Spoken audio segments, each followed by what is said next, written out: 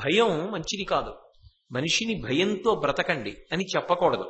కానీ పెద్దల పట్ల భయంతో ఉండండి, శాస్త్రం పట్ల భయంతో ఉండండి, ధర్మం పట్ల భయంతో ఉండండి, దైవం పట్ల భయంతో ఉండండి, గురువుల పట్ల భయంతో ఉండండి. గురువులంటే నేను గురువులని ప్రకటించుకోని గురువులు, సమాజంలో నిజంగా స్థాయి పొందినటువంటి గురువులు, అటువంటి గురువుల పట్ల మీరు చక్కగా నిబద్ధతతో ఉండండి అని ఒక మాట చెప్తే దాని యందు నిజంగా ఆరోగ్యవంతమైన భయం ఉండాలి. ఆ భయం ఉండడం ఆరోగ్యవంతం. ఎందుకని అంటే నేను ఈ పని చేస్తే పరమేశ్వరుడు అంగీకరిస్తాడా, భగవంతుడు ఒప్పుకుంటాడా, మా గురువు గారికి తెలిస్తే ఒప్పుకుంటారా, నీ చెయ్యొచ్చా ఇలాంటి పని అని భయపడి మానేశాడు. ఇప్పుడు పిరికివాడంటారా మీరు? కాదు, అది ఆరోగ్యవంతమైన భయం. ఆ భయం ఎక్కడుంటుందో అటువంటి వాడు వృద్ధిలోకి వస్తాడు. దుర్యోధన, ఇవాళ నీ యందు ఉన్నటువంటి చాలా పెద్ద లోపం ఏమిటంటే నీకు అసలు అటువంటి భయం లేదు. మహాభారతంలో భీష్మాచార్యుల వారి యొక్క ధర్మ ప్రబోధం పరమాద్భుతంగా ఉంటుంది. నేను పూర్వం కూడా మీతో మనవి చేసి ఉన్నాను. అసలు మహాభారతానికి పంచమ వేదము యొక్క స్థాయి కలిగింది అంటే అందులో అనేకమైనటువంటి ధర్మములు చెప్పినటువంటి కారణం చేత. అది శాంతి పర్వంలో చెప్పాడు, అనుశాసనిక పర్వంలో చెప్పాడు. అది కాకుండా దానికి ముందు కూడా ఎక్కడెక్కడ అవసరమైతే అక్కడక్కడ ధృతరాష్ట్రుడికి దుర్యోధనుడికి ఆయన హితబోధ చేస్తూనే ఉంటాడు. ఆ హితబోధ చెయ్యడం ద్వారా అసలు యుద్ధం వరకు వెళ్లకుండా తన కర్తవ్యాన్ని తాను నిర్వర్తించాడు. అంటే తన చెయ్యి దాటిపోయి ఎంత చెప్పినా విననటువంటి మూర్ఖులు ధృతరాష్ట్రుడు దుర్యోధనుడు అయినప్పుడు ఇక తాను చెయ్యగలిగినది ఏముంటుంది? కానీ వాళ్ళు వినలేదు అని చెప్పడం మాత్రం మానేసిన వాడు కాడు. తన కర్తవ్యంలో తాను అటువంటి నిష్ఠను పొంది అటువంటి ప్రబోధాన్ని చేస్తూనే ఉన్నాడు. అది కూడా ఎప్పుడు ఎక్కడ ఏ స్థాయిలో చెప్పాలో ఆ స్థాయిలో చెబుతూ వచ్చాడు. ఎందుచేత అంటే ఇక యుద్ధం దగ్గరకు వచ్చేస్తోంది, యుద్ధాన్ని నివారించడానికి కఠినంగా మాట్లాడడం వినా మార్గం లేదు అని అనుకున్న పరమ సత్యాలు కొన్నింటిని చెప్పవలసి వచ్చినా ఎక్కడా తడబాటు లేకుండా, వెనుకంజ లేకుండా ఉన్నది ఉన్నట్టుగా స్పష్టంగా మాట్లాడతాడాయన. మహాభారతంలో ఉద్యోగ పర్వంలో సంజయ రాయబారం జరిగింది. ఆ సంజయ రాయబారం జరిగిన తరువాత సంజయుడు తిరిగి వచ్చి ధృతరాష్ట్ర మహారాజుతో పాండవులు ఏమన్నారు అన్న విషయాలన్నింటినీ కూడా తెలియచేశాడు. తెలియచేసిన తరువాత భీష్ముడు దుర్యోధనుడిని ఉద్దేశించి మాట్లాడుతూ ఒక విషయం చెప్తాడు. యథార్థానికి దుర్యోధనుడు యుద్ధం మానేయడానికి భీష్ముడు చెప్తున్న ఈ ఒక్క రహస్యం చాలు. ఇది బహుశః మహాభారతంలో భీష్ముడి స్థాయి వారికి తప్ప అన్యులకు తెలిసేటటువంటి అవకాశం లేని రహస్యం. అంత గొప్ప రహస్యాన్ని చెప్తున్నాడు. ఇది విన్న తర్వాత కూడా దుర్యోధనుడు యుద్ధానికి వెళ్ళాడు అంటే బహుశః మూర్ఖత్వం అన్న మాటకి పర్యాయ పదం అదే అని అనుకోవలసి ఉంటుంది. అందుకే దుర్యోధనుడిని ఉద్దేశించి మాట్లాడుతూ భీష్ముడు అంటాడు, నలిన గర్భుడు పెద్ద కొలువుననున్నెడ సురపతి ప్రముఖుల చూట్కులెల్ల మెరయు తేజంబున మిరిమిట్లు కొననిద్దరచ్చట నొరసికొంచరుగ చూచి వీరెవ్వరు ఇమ్మెయి మీరుండ సరుకు సేయని అట్లు ఓయడు అట్టివారలని బృహస్పతి బ్రహ్మనడిగిన అతనికిట్లనియే ఆ చతురాస్యుడాదరమున తపము పెంపును బల శౌర్య దర్పములను కలిగి లోకహితార్థంబుగా చరింతురే యుగంబున నరుండు నారాయణుండు అన ప్రసిద్ధికెక్కిన మునులు సుమ్ము. ఒకానొకప్పుడు నలిన గర్భుడు పెద్ద కొలువుననున్నెడ. నలిన గర్భుడు అంటే పద్మగర్భుడు అయినటువంటి చతుర్ముఖ బ్రహ్మగారు పెద్ద సభ తీర్చి ఉన్నాడు. బ్రహ్మగారి సభ అంటే దానికి ఒక గౌరవం ఉంటుంది, దానికి ఒక మర్యాద ఉంటుంది. నేను మీతో మనవి చేస్తూ వస్తున్నాను కదా, సభ యొక్క గౌరవం గురించి మహాభారతంలో అనేక సందర్భాలలో ప్రస్తావన వస్తుంది. ఒక సభ చాలా గంభీరమైనదైనప్పుడు సభాధ్యక్షంలో ఉన్నటువంటి వ్యక్తి యొక్క గౌరవాన్ని దృష్టిలో పెట్టుకుని అక్కడ కనీసం కదలడానికి కూడా ఎవరు ఇష్టపడరు. ఒకవేళ ఎంతో తప్పనిసరి పరిస్థితిలో కదలవలసి వచ్చినా ఆ కదలిక చేత ఎవ్వరికీ కూడా ఏ రకమైనటువంటి ఇబ్బంది కలగకుండా, కనీసం వాళ్ళు కదిలాలన్న విషయం కూడా ఎవరు గమనించడానికి అవకాశం లేకుండా జాగ్రత్త పడతారు తప్ప, ఒక సభ ప్రారంభమైంది అంటే తాను చేస్తున్నటువంటి పనుల వలన ఇతరుల యొక్క దృష్టి ఏది చూడడానికి వచ్చారో, ఏది వినడానికి వచ్చారో, ఆ సభలో జరుగుతున్నటువంటి కార్యక్రమం ఏమిటో దాని నుంచి దృష్టి మరలిపోయి ఇంకొకరి మీదకి వెళ్ళడానికి అవకాశం కలగకూడదు. అందుకే సభలో జరుగుతున్నటువంటి కార్యక్రమములకు భంగము ప్రత్యక్షముగా కానీ పరోక్షంగా కానీ జరగడానికి ఎవ్వరూ కారణము కారాదు. అంత జాగ్రత్త ఎవరికి వారు తీసుకుంటారు. అంతేకాని ఇది ఇలా జరగకుండా ఎలా ఉంటుందండి అని సమర్థించుకునే ప్రయత్నం చెయ్యరు. అంత జాగ్రత్తగా సభకి అడ్డుపడకుండా తమ వలన సభా కార్యక్రమమునకు అంతరాయము లేకుండా చూసుకుంటారు. అది సభికుల మర్యాద, అది సభా మర్యాద అంటారు. ఒక సభకి అంత గౌరవం ఉంటుంది. అది వ్యక్తి గౌరవం కాదు, సభా గౌరవం. నిజానికి శిశుపాలుడు చెడ్డవాడే కావచ్చు, కానీ సభా స్వరూపాన్ని ప్రశ్నించాడు మహాభారతంలో. అంతవరకు మాత్రం ఆయన మంచి పని చేశాడనే చెప్పవలసి ఉంటుంది. కాబట్టి బ్రహ్మగారు అధ్యక్షంలో ఉన్నారు. బ్రహ్మగారు అధ్యక్షంలో ఉండి సభ నడుస్తోంది. అది ఎవరో 10 మందో 15 మందో కూర్చున్న సభ కాదు. నలిన గర్భుడు పెద్ద కొలువుననున్నడ చాలా పెద్ద సభ నడుస్తోంది. అందులో సురపతి ప్రముఖుల చూక్కులెల్ల మెరయు తేజంబున దేవేంద్రుడు మొదలైనటువంటి వాళ్ళందరూ కూడా కూర్చునుండగా, అంటే ఆ సభ ఎంత ముఖ్యమైనటువంటిదో, ఎంత ప్రధానమైన విషయము అక్కడ చర్చ జరుగుతోందో గమనించవచ్చు. అటువంటిది జరుగుతుండగా మిరిమిట్లు కొననిద్దరచ్చట ఒరసికొంచరుగ చూచి, విశేషమైనటువంటి కాంతి కలిగినటువంటి వాళ్ళు ఇద్దరు సభలోంచి బ్రహ్మగారినే ఉరుసుకుంటూ వెడుతున్నారా, ఆయన్ని తగులుతూ వెడుతున్నారా అన్నట్టుగా వెళ్ళారు. కానీ వాళ్ళెవరు అన్నది గమనించలేకపోయారు. ఎవరు ఎందుకు గమనించలేకపోయారు అంటే దేవగురువు కూడా గమనించలేకపోయాడు. ఎందుకు గమనించలేకపోయాడంటే వాళ్ళ శరీరముల యొక్క కాంతి ఎలా ఉంది. ఆ కాంతి కళ్ళు బైర్లు కొమ్మేటట్టుగా చేస్తాం. దాని వలన వాళ్ళెవరో స్పష్టంగా తెలియలేదు. కానీ అది సభా మర్యాదకు అంతరాయం కదా. అంత గొప్ప సభ జరుగుతుంటే అది లక్ష్యమంటారా నిర్లక్ష్యమంటారా? ఇద్దరు మాత్రం అపారమైనటువంటి కాంతి కలిగినటువంటి శరీరములతో ఉన్నవారు బ్రహ్మగారినే ఉరుసుకుంటూ వెడుతున్నారా అన్నట్టుగా వెళ్ళారు. అది చూసి మీరెవ్వరు ఇమ్మెయి మీరుండ సరుకు సేయని ఇట్లు ఓయడు అట్టి వారలని బృహస్పతి బ్రహ్మనడిగిన. వాళ్ళెవరు? సభలో అధ్యక్షంలో మీరు కూర్చునున్నారు కదా బ్రహ్మగారు. మీరు కూర్చునుండగా, ఇంత పవిత్రమైన సభ నడుస్తూ ఉండగా, ఇంత గంభీరమైన సభలో మధ్యలో లేచి ఎవరు అలా వెళ్ళింది? ఎవరు అంత కాంతివంతమైన శరీరములతో కదిలి సభ యొక్క దృష్టినంతా పాడు చేసిన వారు? మీరు అధ్యక్షంలో ఉండి ఉపేక్షించకూడదు కదా అని బ్రహ్మను అనడు కదా బృహస్పతి.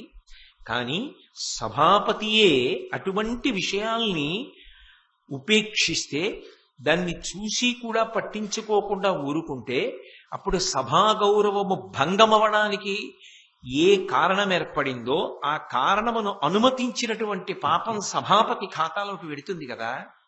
మీరు ఊరుకోరు కదా. కానీ మరి మీరు ఎందుకు అలా ఊరుకున్నారు? వాళ్ళు ఎందుకు అలా ఉరుసుకుంటూ వెడుతున్నారు వాళ్ళిద్దరూ అని బృహస్పతి బ్రహ్మనడిగిన. దేవగురువైనటువంటి బృహస్పతి చతుర్ముఖ బ్రహ్మగారిని అడిగాడు. అతనికి ఇట్లనియా చతురాస్యుడు అదరమున. బ్రహ్మగారు ఏం కోపగించలేదు. చాలా సంతోషిస్తున్నాను. ఆదరమున చాలా ప్రేమతో చాలా గౌరవంతో జవాబు చెప్పాడు. ఎందుకు చెప్పాడు అంటే బృహస్పతి సభా మర్యాద కోసం పాకులాడాడు. అంతేగాని అక్కడ బ్రహ్మగారిని ఉరుసుకుంటూ వెళ్ళాడని చెప్పి బ్రహ్మగారి మీద ప్రేమ చేతనో ఇంకొకటో కాదు. సభ గౌరవం పోకూడదు, సభా మర్యాద పోకూడదు. ఈ దేశంలో ఒక సభ జరగడం అంటే ఎంత గౌరవాన్ని ఇచ్చేవారో ఆలోచించండి. అందరూ ఆహ్వానితులే. ఆ మాట ఎలా చెల్లుతుంది? బయట వాన పడుతోందని కాసేపు నీడగా ఉంటుంది కదా, ఇక్కడ వానకి తడవకుండా ఉంటామని లోపలికి రావడానికి కూడా ప్రవేశానికి అనుమతే? ఎలా? జిజ్ఞాసులైన వారు ఈ సభకి అర్హులు. ఏ సభ అయినా నడుస్తుంటే ఆ సభయందు ఎవరికి అనురక్తి ఉంటుందో, ఆ సభలో జరుగుతున్న విషయాన్ని మనం తెలుసుకుని జీవితాన్ని ఒబ్బిడి చేసుకుందామన్న తాపత్రయం ఎవరికి ఉంటుందో వారు మాత్రమే సభాప్రవేశమునకు అర్హులు. అంతేకాని సభాప్రవేశం అంటే ఏదో కాలక్షేపం కోసం వెళ్ళి కూర్చునేది కాదది. అది పరమ పవిత్రమైనటువంటి విషయం. అటువంటి సభా గౌరవం పోకూడదని ఓ దేవగురువైన బృహస్పతి నువ్వు తాపత్రయపడుతున్నావు. అందుకు ఒకదాన నీ ప్రశ్న వేశావు. సభ నడుస్తుండగా అలా నడిచిన వాళ్ళెవరు? పైగా అధ్యక్షమునందున్న మిమ్మల్ని ఒరుసుకుంటూ పెడుతున్నారే అని అడిగావు. ఇది నాకు సంతోషకరం. అందుకని ఆదరమున, ఎంత మంచి విషయం అడిగావోయ్, సభా మర్యాద నిలబెట్టాలని ఎంత తాపత్రయపడ్డావోయ్ అని ఆదరభావంతో ఆయన తపము పెంపును బలశౌర్య దర్పములను కలిగి లోకహితార్థంబుగా చరింతురేయుగమున నరుడు నారాయణుండు అన ప్రసిద్ధికెక్కిన మునులు సుమ్ము. వాళ్ళిద్దరెవరో తెలుసా? వెళ్ళిన వాళ్ళు అపారమైనటువంటి తపశ్శక్తి సంపన్నులు.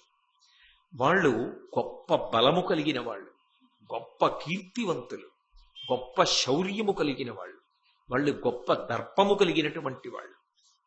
వాళ్ళిద్దరూ ఎప్పుడైనా ఎక్కడైనా కదిలారు అంటే ఒక వ్యక్తి యొక్క హితం కోసం కాదు, లోకముల యొక్క హితం కోసం వెడుతూ ఉంటారు. వాళ్ళిద్దరూ నరుడు నారాయణుడు అనబడేటటువంటి ఇద్దరు మునులు.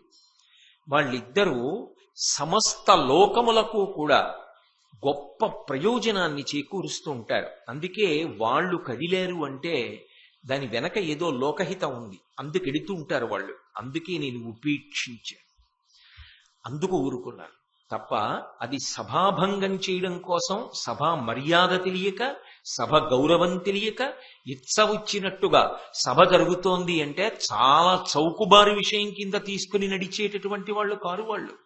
వాళ్ళు లోకమర్యాద తెలిసిన వాళ్ళు, లోకము యొక్క హితమును అపేక్షించేవాళ్ళు. అటువంటి వాళ్ళు, అందుకే వాళ్ళ శరీరములు అంత కాంతివంతములు. వాళ్ళు నరుడు నారాయణుడు అనబడేటటువంటి మునులు. ఒకప్పుడు అడిగావు కాబట్టి చెప్తున్నాను, దేవగురువైన బృహస్పతి ఇంద్రుడు వాళ్ళిద్దరినీ ప్రార్థన చేశాడు. శత్రువుల వలన చాలా ఇబ్బంది కలుగుతోంది, ధర్మాన్ని కాపాడడానికి మీరిరువురు నాకు ఉపకరించి ఈ శత్రు బాధని పోగొట్టండి అని ఆయన అలా అడిగితే, ఇంద్రుడు అడిగినప్పుడు ఈ నరుడు నారాయణుడు పౌలోములు కాలకేయులు అనబడేటటువంటి దైత్యులందరినీ కూడా వాళ్ళిద్దరూ వెళ్ళి సంహరించారు. యథార్థమైన మాట చెప్పనా, అది ఒక్కటే తేజస్సు. ఆ ఒక్క తేజస్సు రెండుగా మారుతూ ఉంటుంది. మారినప్పుడు ఒకడు నరుడు ఒకడు నారాయణుడు అని పిలువబడతారు తప్ప యథార్థమునకు రెండూ కాంతి స్వరూపములే. తత్వత రెండూ సమాన ధర్మములు కలిగినవి. ఒక దీపపు ప్రమిదలో రెండు ఒత్తులు వెలుగుతున్నాయనుకోండి, చూడడానికి రెండు జ్యోతులు వెలుగుతున్నట్లు కనపడుతుంది. కానీ తత్వమునందు ఆ రెండు జ్యోతులకి ఏమైనా తేడా ఉందా? ఏమీ లేదు. రెండు జ్యోతుల యొక్క ధర్మము సమానముగా ఉంటుంది. రెండు దీపములుగా కనపడిన, రెండు జ్యోతులుగా వెలుగుతున్న తత్వము చేత ఆ రెండూ ఒక్కటిగానే ప్రకాశిస్తున్నట్టుగా యథార్థమునకు వాళ్ళిద్దరూ ఒకటే కాంతి స్వరూపం. కానీ వాళ్ళు రెండుగా విభాగమవుతూ ఉంటారు. అయి లోకముల యొక్క హితాన్ని సాధిస్తూ ఉంటారు. ఇప్పుడు వాళ్ళు అర్జునుడు కృష్ణుడు అన్న పేరుతో భూలోకమునకు వెళ్ళారు. వాళ్ళిద్దరూ 60,000 మంది నివాత కవచులనేటటువంటి వారిని జయించి దేవేంద్రుడికి ప్రీతి కల్పించారు. వాళ్ళిద్దరూ 60,000 మందిని జయించారు. అంటే వాళ్ళ శక్తి ఎటువంటిదో నువ్వు ఆలోచించు. ఇప్పుడు కలియుగంలో అప్పుడు ద్వాపర యుగంలో వాళ్ళు ఒక అద్భుతాన్ని సాధించబోతున్నారు.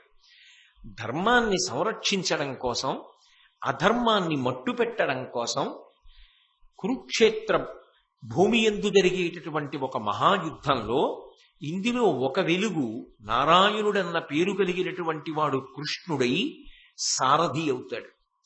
రెండవ వాడు నరుడు అర్జునుడన్న పేరుతో రథికుడవుతాడు. ఒక ఆయన రథంలో కూర్చుని ధనస్సు పట్టుకుని బాణములను ప్రయోగిస్తాడు. ఒక ఆయన రథాన్ని నడుపుతాడు. వీళ్ళిద్దరూ ఏ పక్షాన ఉంటారో ఆ పక్షానిది నిస్సందేహమైన గెలుపు. ఎందుకని అంటే అక్కడ ధర్మం ఉన్నది అని గుర్తు. ఎక్కడ ధర్మం ఉన్నదో అక్కడ వాళ్ళిద్దరు ఉంటారు. వాళ్ళిద్దరూ ఎక్కడికెళ్ళి అలా నిలబడ్డారో అక్కడ లోకములన్నీ కట్టకట్టుకుని వచ్చి ఎదురుగా నిలబడినా వాళ్ళని గెలవడం సాధ్యం కాదు. ఇది ఎంతవరకు ఉంటుంది అంటే సాక్షాత్ హరుడైనా సరే వాళ్ళిద్దరూ అలా బయలుదేరితే ధర్మ సంస్థాపనార్థం వాళ్ళిద్దరు అలా యుద్ధానికి వెడితే వెళ్ళి గెలవలేడు ఎవరు, హరుడు కూడా. అంటే ఇక వాళ్ళ తేజస్సులు ఎటువంటివో, వాళ్ళ పరాక్రమం ఎటువంటిదో, వాళ్ళు ఎంత లోక రక్షణ కొరకు దీక్ష వహించి ఉంటారో నువ్వు ఆలోచించవచ్చు. ఇప్పుడు వాళ్ళిద్దరూ భూమి మీదకి వెడుతున్నారు. భూమి మీద ధర్మ సంస్థాపన చెయ్యవలసిన అవసరం వచ్చింది. అధర్మాత్ములందరూ కట్టకట్టుకుని కురుక్షేత్ర సంగ్రామ భూమికి వెడుతున్నారు. వాళ్ళిద్దరు ఇటు నిలబడతారో అటే చెయ్యం అని ఆనాడు దేవసభలో బ్రహ్మగారి సభలో చెప్పుకున్నారు. సాక్షాత్ బ్రహ్మగారే బృహస్పతితో చెప్పిన మాట. కాబట్టి ఆ నరుడు నారాయణుడు ఇవాళ అర్జునుడు కృష్ణుడుగా ఉన్నారు. వాళ్ళిద్దరూ రథాన్ని అధిరోహించి కురుక్షేత్ర యుద్ధభూమిలో పాండవ పక్షాన యుద్ధం చేస్తారు. ఎందుకని అంటే అర్జునుడు పాండవులలో అంతర్భాగం, కృష్ణుడు సారథిగా నిలబడతాడు. ఇంకా నీకు ఆశ ఉందా దుర్యోధన? ఇంకా గెలుస్తానని ఆశ ఉందా? గెలవగలనని అనుకుంటున్నావా? ఇంకా దేనికి యుద్ధం చేద్దామని ఆశపడుతున్నావు? ఇప్పటికైనా నీ బుద్ధి మరల్చుకోవా? ఈ కర్ణుడు లాంటి వాళ్ళందరూ గెలుస్తారని ఎలా అనుకుంటున్నావు? కాబట్టి నా మాట విను. ఇప్పటికైనా నేను చెప్పినటువంటి పరమ సత్యాన్ని దృష్టిలో పెట్టుకుని యుద్ధాన్ని విరమించు. అంత గొప్ప తేజోమూర్తులు నీ సోదరులు, వాళ్ళని పిలిచి సంధి చేసుకుని రాజ్య విభాగం చేసి వాళ్ళకి ఇవ్వవలసిన రాజ్యం వాళ్ళకిచ్చి వాళ్లతో ప్రేమతో కలిసి జీవనం చెయ్యి. మదినా మాటకొకింతయు బెదరవు అకార్యంబునందు ప్రియము కలిగి ఉండుదు. కౌరవులకు కాలము తిరియో కాకిట్టి గర్వితుని ఏమందున్.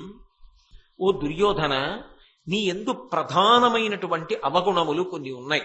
ఎవరు చెప్తున్నారు? భీష్ముడు మాట్లాడుతున్నాడు. భీష్ముడు మాట్లాడుతున్నాడు అన్న మాటకు అర్థం ఏమిటంటే ఆయన ఏవి అవగుణములు సర్వనాశనమైపోవడానికి కారణములని దుర్యోధనుడిని ఉద్దేశించి చెప్తున్నాడో అవి జరిగిన కథ అని మనం అనుకోకూడదు. దానికి భారతానికి పంచమవేద స్థాయిని కల్పించిన మహాపురుషుడు భీష్ముడు. ఆయన చెప్తున్నాడు అంటే అటువంటి అవగుణములు మన యందేమైనా ఉన్నాయా అన్నది పరిశీలించుకోవాలి. మదినా మాటకొకింతయు బెదరవు. పెద్దలైనటువంటి వారు దాని జోలికి వెళ్ళకు, అది మంచిది కాదు అని చెప్తే దాని జోలికి వెళ్లకుండా ఉండడానికి మనసులో ఒక భయం ఉండాలి. భయం మంచిది కాదు. మనిషిని భయంతో బ్రతకండి అని చెప్పకూడదు. కానీ పెద్దల పట్ల భయంతో ఉండండి, శాస్త్రం పట్ల భయంతో ఉండండి, ధర్మం పట్ల భయంతో ఉండండి, దైవం పట్ల భయంతో ఉండండి, గురువుల పట్ల భయంతో ఉండండి. గురువులంటే నేను గురువులని ప్రకటించుకోని గురువులు, సమాజంలో నిజంగా స్థాయి పొందినటువంటి గురువులు, అటువంటి గురువుల పట్ల మీరు చక్కగా నిబద్ధతతో ఉండండి అని ఒక మాట చెప్తే దాని యందు నిజంగా ఆరోగ్యవంతమైన భయం ఉండాలి. ఆ భయం ఉండడం ఆరోగ్యవంతం. ఎందుకని అంటే నేను ఈ పని చేస్తే పరమేశ్వరుడు అంగీకరిస్తాడా? భగవంతుడు ఒప్పుకుంటాడా? మా గురువు గారికి తెలిస్తే ఒప్పుకుంటారా? నీ చెయ్యొచ్చా ఇలాంటి పని అని భయపడి మానేశాడు. ఇప్పుడు పిరికివాడంటారా మీరు? కాదు, అది ఆరోగ్యవంతమైన భయం. ఆ భయం ఎక్కడుంటుందో అటువంటి వాడు వృద్ధిలోకి వస్తాడు. దుర్యోధన, ఇవాళ నీ యందు ఉన్నటువంటి చాలా పెద్ద లోపం ఏమిటంటే నీకు అసలు అటువంటి భయం లేదు. కంచి కామకోటి పీఠాధిపత్యం వహించిన మహాపురుషులు చంద్రశేఖరేంద్ర సరస్వతి స్వామివారు 13వ సంవత్సరంలో సన్యాసాశ్రమ స్వీకారం చేసినటువంటి తొలినాళ్లలో చేతిలో ఎప్పుడూ సత్యదండాన్ని పట్టుకుని ఉండాలి అనేటటువంటి ధర్మం పట్ల కించిత్ విస్మరణ పొందుతూ ఉండేవారు. అలవాటు లేని పని కదూ, అందుకని దండం చేత్తో పట్టుకోకుండా ఎక్కడో పెట్టి మరిచిపోయి వెళుతూ ఉండేవారు. ఒకసారి ఆయనకి పాఠం చెప్పేటటువంటి పండితుల్లో, అప్పటికింకా ఆయనకి వేదాంత శాస్త్రజ్ఞానం లేదుగా, అందుకని పాఠం చెప్తుండేవారు ఒక ఆయన ఒక మాట అన్నారు, మీరు లబ్ధప్రతిష్ఠులైన తరువాత నేను మీకు ఈ మాట చెప్పినందుకు సాష్టాంగపడి క్షమాపణ కోరుతాను, కానీ ఇప్పటికి పీఠ గౌరవాన్ని దృష్టిలో పెట్టుకుని చెప్పక తప్పట్లేదు. మీ శరీరంలో అంతర్భాగం లాంటిది సత్యదండం, మీరు దాన్ని అలా విడిచిపెట్టి వెళ్ళకూడదు, దాన్ని పట్టుకెళ్ళడం నేర్చుకోండి అన్నారు. ఆయన మరునాడు ఎందుకో స్వామివారు విశ్రాంతి తీసుకుంటున్న కుటీరంలోకి వెళ్ళి చూసేటప్పటికీ ఓ గుడ్డ పెట్టి గట్టిగా నడువుకి సత్యదండం కట్టుకుని ఉన్నారు. అదేమిటి అలా కట్టుకున్నారన్నారు. నిన్న మీరే కదా చెప్పారు ఎట్టి పరిస్థితుల్లో సత్యదండాన్ని వదిలిపెట్టకూడదని. నాకు కొత్త కదా, అలవాటు లేదు కదా ఈ ఆశ్రమం, మరిచిపోతున్నాను. అలా మరిచిపోకుండా ఎప్పుడూ నాతో ఉండడానికి, అలవాటుగా ఉండడానికి విశ్రాంతి తీసుకుంటున్నప్పుడు కూడా ఒంటికి కట్టేసుకున్నానన్నారు. ఎంత మాట వినే లక్షణం, ఎంత ఆరోగ్యవంతమైన భయం! అది కదా మహానుభావుణ్ణి కొన్ని కోట్ల మంది గౌరవించి నమస్కరించే స్థాయికి పైకెత్తింది. పెద్దల పట్ల వినయం, పెద్దల పట్ల గౌరవం, అసలు దేని పట్లనైనా ఓ మర్యాద ఉండడం మనిషి జీవితంలో వృద్ధిలోకి రావడానికి కారణం. అంతేకాని అన్నిటిలోనూ నేను సర్వతంత్ర స్వతంత్రుణ్ణి, నాకు వాడు చెప్పడం ఏమిటి అని చెప్పి అహంకారానికి పోతే నాకన్నా తెలిసిన్నవాడెవరు, నాకు ఆయన చెప్పడం ఏమిటి, అసలు ఆయన చెప్పవలసిన అవసరం నాకేమిటి, నీ చెప్పింది ఆయన వినాలి కానీ అన్న భావనే మనసులో పాతుకుపోయి ఉందనుకోండి, అప్పుడు ఆ వ్యక్తి వృద్ధిలోకి వస్తాడు అనడం సర్వకల్ల. మనిషి జీవితంలో మార్పు అన్న మాటకు అర్థం ఏంటంటే పెద్దలు చెప్పినది సారవంతమైన మాట అని తిరుగులేని సత్యంగా అంగీకరించి ఆ వినయంతో ప్రవర్తించగలగాలి. అంతేగాని పైకి ప్రవర్తించినట్టుండి లోపల మాత్రం ఇంకొకలాంటి అభిప్రాయం ఉండకూడదు. ఆయన అలా మాట్లాడడం ఏంటి అన్న అభిప్రాయం లోపల పెట్టుకుని పైకి మాత్రం గౌరవాన్ని నటించకూడదు. అది ఎప్పుడూ గౌరవంగానే లోపల నిలబడితే అది విన్నదానికి సార్థకత. అది మార్పు వచ్చింది, మనిషి అధ్యవసాయంతో కూడుకున్న బుద్ధిని పొందుతున్నాడు అనడానికి ఒక తార్కాణం. అది లేనప్పుడు ఎన్ని విన్నా, ఎన్నాళ్ళు పక్కనున్నా ఉపయోగం ఏముంటుంది? కాబట్టి దుర్యోధన నీ యందు ఇది ప్రధానమైనటువంటి దోషం. మదినా మాటకొకింతయు బెదరవు, నేను చెప్తున్నటువంటి మాట పరమ సత్యం, నేను ఇంకొకలా మాట్లాడడానికి తెలుసు, అయినా నీకు ఆరోగ్యవంతమైన భయం లేదు, తెంపరితనం. వాళ్ళిద్దరూ నారాయణుడు నరుడు అయినా సరే నన్నేం చేస్తారు, నేను వాళ్ళని చంపేస్తానంటావు తప్ప ఎందుకు ఈ యుద్ధం, ఇంతమందిని ఎందుకు బలిపీఠం మీదకి ఎక్కించడం? నా చేతిలో ఒక పరిష్కారం ఉండగా ఆ పరిష్కారాన్ని విడిచిపెట్టి యుద్ధానికి వెళ్ళడం ఏమిటి అన్న ఆలోచన నీకు రాదు. ఇది చాలా ప్రమాదకరమైన పోకడ సుమా. ఈ ఆరోగ్యవంతమైన భయం లేని వ్యక్తి ఎవరుంటాడో వాడొక్కడే కాదు, వాడితో పాటు చాలా మంది వెళ్ళిపోతారు. కళత్రాణిచ సౌమ్యాని మిత్రవర్గం తథైవచ యదీచ్ఛసి చిరంభోక్తం అధారామ విప్రియం అంటాడు మారీచుడు రామాయణంలో. నువ్వు ఒక్కడివే వెళ్ళిపోవు రావణ, నువ్వు, నీ భార్యలు, నీ బిడ్డలు, నీ సైన్యం, నీ దేశం, నీతో ఉన్న ప్రజలు అందరూ వెళ్ళిపోతారు. ఎందుకని కాంచల లంకకి అధిపతివి కనుక నీతో ఉన్న వాళ్ళందరూ కూడా వెళ్ళిపోతారు. తన వెనక ఎంతమంది ఉన్నారో మనిషి అంత మర్యాదతో, అంత గౌరవంతో, అంత వినయంతో ఉండడం నేర్చుకోకపోతే వాడు కాదు పోయేది, వాడి వెనక ఉన్న వాళ్ళందరూ కూడా పోతారు. అందుకే ఎంతమందికి తాను ప్రాతినిధ్యం వహిస్తున్నాడో, ఎంతమందికి తాను నాయకత్వం వహిస్తున్నాడో, ఎంతమంది తన వెనక ఉన్నారో, ఎంతమంది తనని అనుసరిస్తారో అంత జాగ్రత్తగానూ తాను ఆలోచించగలగాలి, అంత జాగ్రత్తగానూ మార్గాన్ని నిర్దేశం చెయ్యగలగాలి. దానికి సంబంధించినటువంటి ఆరోగ్యవంతమైన భయము లోపల ఉండాలి. అది నీకు లేకపోతే నువ్వు ఒక్కడివే కాదు మడిసిపోయేది. నీ వలన రేపొద్దున్న 11 అక్షోహిణీల సైన్యం నశించిపోతుంది. ఏమనుకుంటున్నావు? కాబట్టి నీకు భయం లేకపోవడం గొప్ప అనుకుంటున్నావు, ప్రమాదం. చీల్చి చెడ్డాడి చెప్పాడు. ఒక తాతగా, ఒక గురువుగా, ఒక విజ్ఞుడిగా ఎక్కడ దాపరికం లేకుండా కుండ బద్దల కొట్టి మాట్లాడాడు భీష్ముడు. చాలా మంది తెలియక ఒక మాట అంటుంటారు, నిజంగా భీష్ముడు తలుచుకుంటే యుద్ధం ఆగదా అండి? జనమేజయుడు కూడా అడగల ప్రారంభంలోనే. తన వంతు కర్తవ్యాన్ని తాను నిర్వర్తించాడు. అది ధర్మపరాయణుల గొప్పతనం. వినకపోతే వాడి కర్మ. కానీ తాను చెయ్యవలసినంతా మాత్రం తాను చేసి చూపించాడు. అందుకే మదినా మాట కొకింతయు బెదరవు అకార్యంబునందు ప్రేమ కలిగియుందువు. ఏది చెయ్యకూడదో దాని మీదే ప్రీతి. ఒక పని చేసే ముందు పెద్దలను సంప్రదించి చెయ్యాలి. నీకు అది లేదు, నీ అంతా నువ్వే నిర్ణయం చేసుకుంటావు. నిర్ణయం చేసుకున్న తర్వాత నీ నిర్ణయం నిలబెట్టడానికి మేం కావాలంటావు. యుద్ధం చేయమని భీష్ముడు చెప్పాడా? యుద్ధం చేయమని ద్రోణుడు చెప్పాడా? యుద్ధం చేయమని కృపాచార్యులు వారు చెప్పారా? విదురుడు చెప్పాడా? సంజయుడు చెప్పాడా? మునులు చెప్పారా? చెప్పరు. ఆయన చేసుకుంటాడు నిర్ణయం. ఆయన చేసుకున్న నిర్ణయానికిట వీళ్ళు గెలిపించాలట. మీరు నన్ను గెలిపించాలంట. మీరు నన్ను గెలిపించాలని వాళ్ళు లేకపోతే గెలవలేననుకున్న వాడివి మా మాట ఎందుకు వినవు? మరి మా మీద ఆధారపడిన వాడివి, మా పెద్దరికం మీద ఆధారపడిన వాడివి, మమ్మల్ని సంప్రదించవలసిన అవసరం లేదా? ముందు చెప్పవలసిన అవసరం ఉండదా? అంటే నిర్ణయం నీది, సమర్థించవలసిన అవసరం మాదా? నీకు గెలుపు తెచ్చిపెట్టడం మా వంతా? ఏమిటి నీ నడవడి? ఇలా ఉండొచ్చా? ఒక్క దుర్యోధనుడికని మీరు అనుకోకండి. ఆత్మ వివేచన చేసుకుని నిష్పక్షపాతంగా అలా మనం ఉంటున్నామా? ఒకవేళ మనం అలా ఉంటే అలా ఉండకుండా మనని మనం దిద్దుకుందాం అని అనుకోకపోతే అప్పటికీ ఇప్పటికీ ఎప్పటికీ భీష్ముని యొక్క శ్వాస పొందిన ఆవేదనకు అర్థం లేకుండా పోతుంది. అందుకు భారతం చదువుతారు, అందుకు భారతం వింటారు. కాబట్టి అకార్యంబునందు ప్రియము కలిగి ఎందువు, చెయ్యకూడని పనులన్నిటి మీద నీకు ప్రీతి కలిగి ఉంటుందే.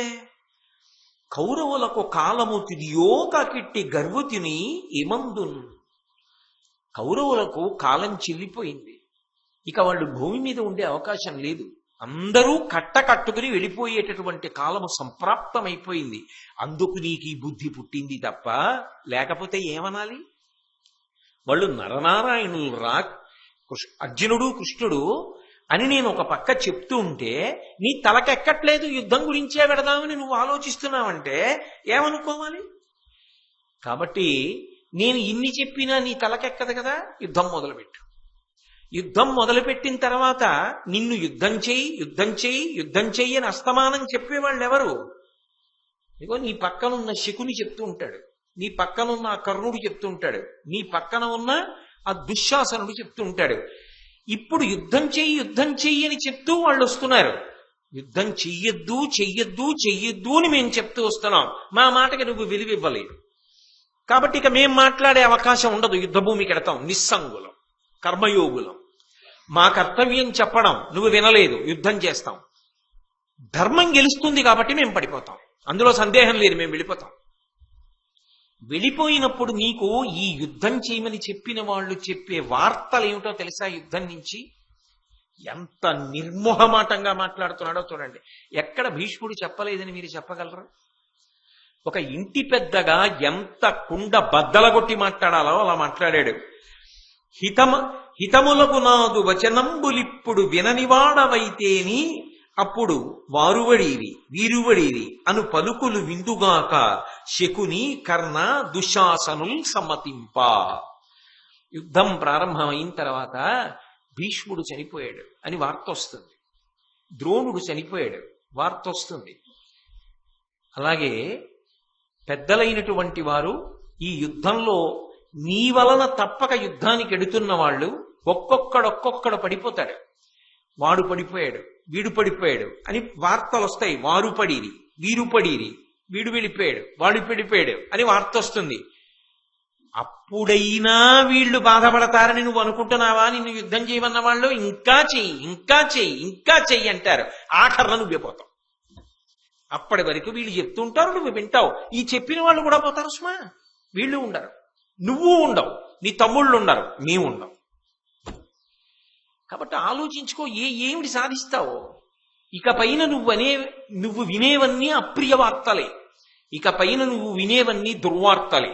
ఎందుకో తెలుసా? నేను చెప్పిన మాట వింటలేదు కాబట్టి. అంటే తనకి తెలియకపోవడం తప్పు కాదు, కానీ జీవితంలో మంచి మాట వినకపోవడం ఎంత ప్రమాదకరమో చూడండి.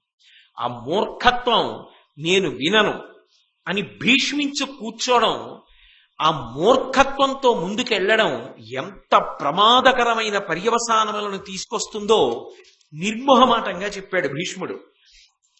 చెప్పి ఆ కర్ణుడి వంక చూసి ఒక మాట అన్నాడు. వీడొకడు ఎప్పుడూ నీ పక్కన ఉంటాడు, అయిన దానికి కాని దానికి యుద్ధం చేస్తానంటూ ఉంటాడు. ఏమి యుద్ధం చేయగలడా? నరనారాయణులను ఎదుర్కొనగలడా? ఏమి ఎదుర్కొనగలడు? ఎలా నమ్ముతున్నావు ఈ కర్ణుడి మాటలు అనేటప్పటికీ కర్ణుడు వెంటనే లేచి అన్నాడు, నువ్వు ముదుసలివి, ఎందుకు నన్ను ఉద్దేశించి నువ్వు ఇలా మాట్లాడతావు? నేను దుర్యోధనుడి వలన అనేకమైనటువంటి సత్కారములను పొందాను, రాజ్యాన్ని పొందాను. కృతజ్ఞతగా ఇవాళ దుర్యోధనుడి పనుపున యుద్ధం చేయడానికి, యుద్ధభూమికి వెళ్ళడానికి సిద్ధపడుతున్నాను.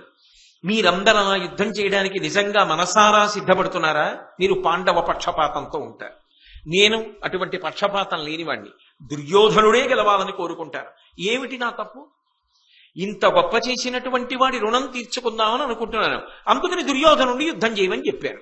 నేను యుద్ధం చేసి గెలిపిస్తానని చెప్పాను. నా శాయశక్తులా పోరాడతానన్నాను. ఏమిటి నా తప్పు?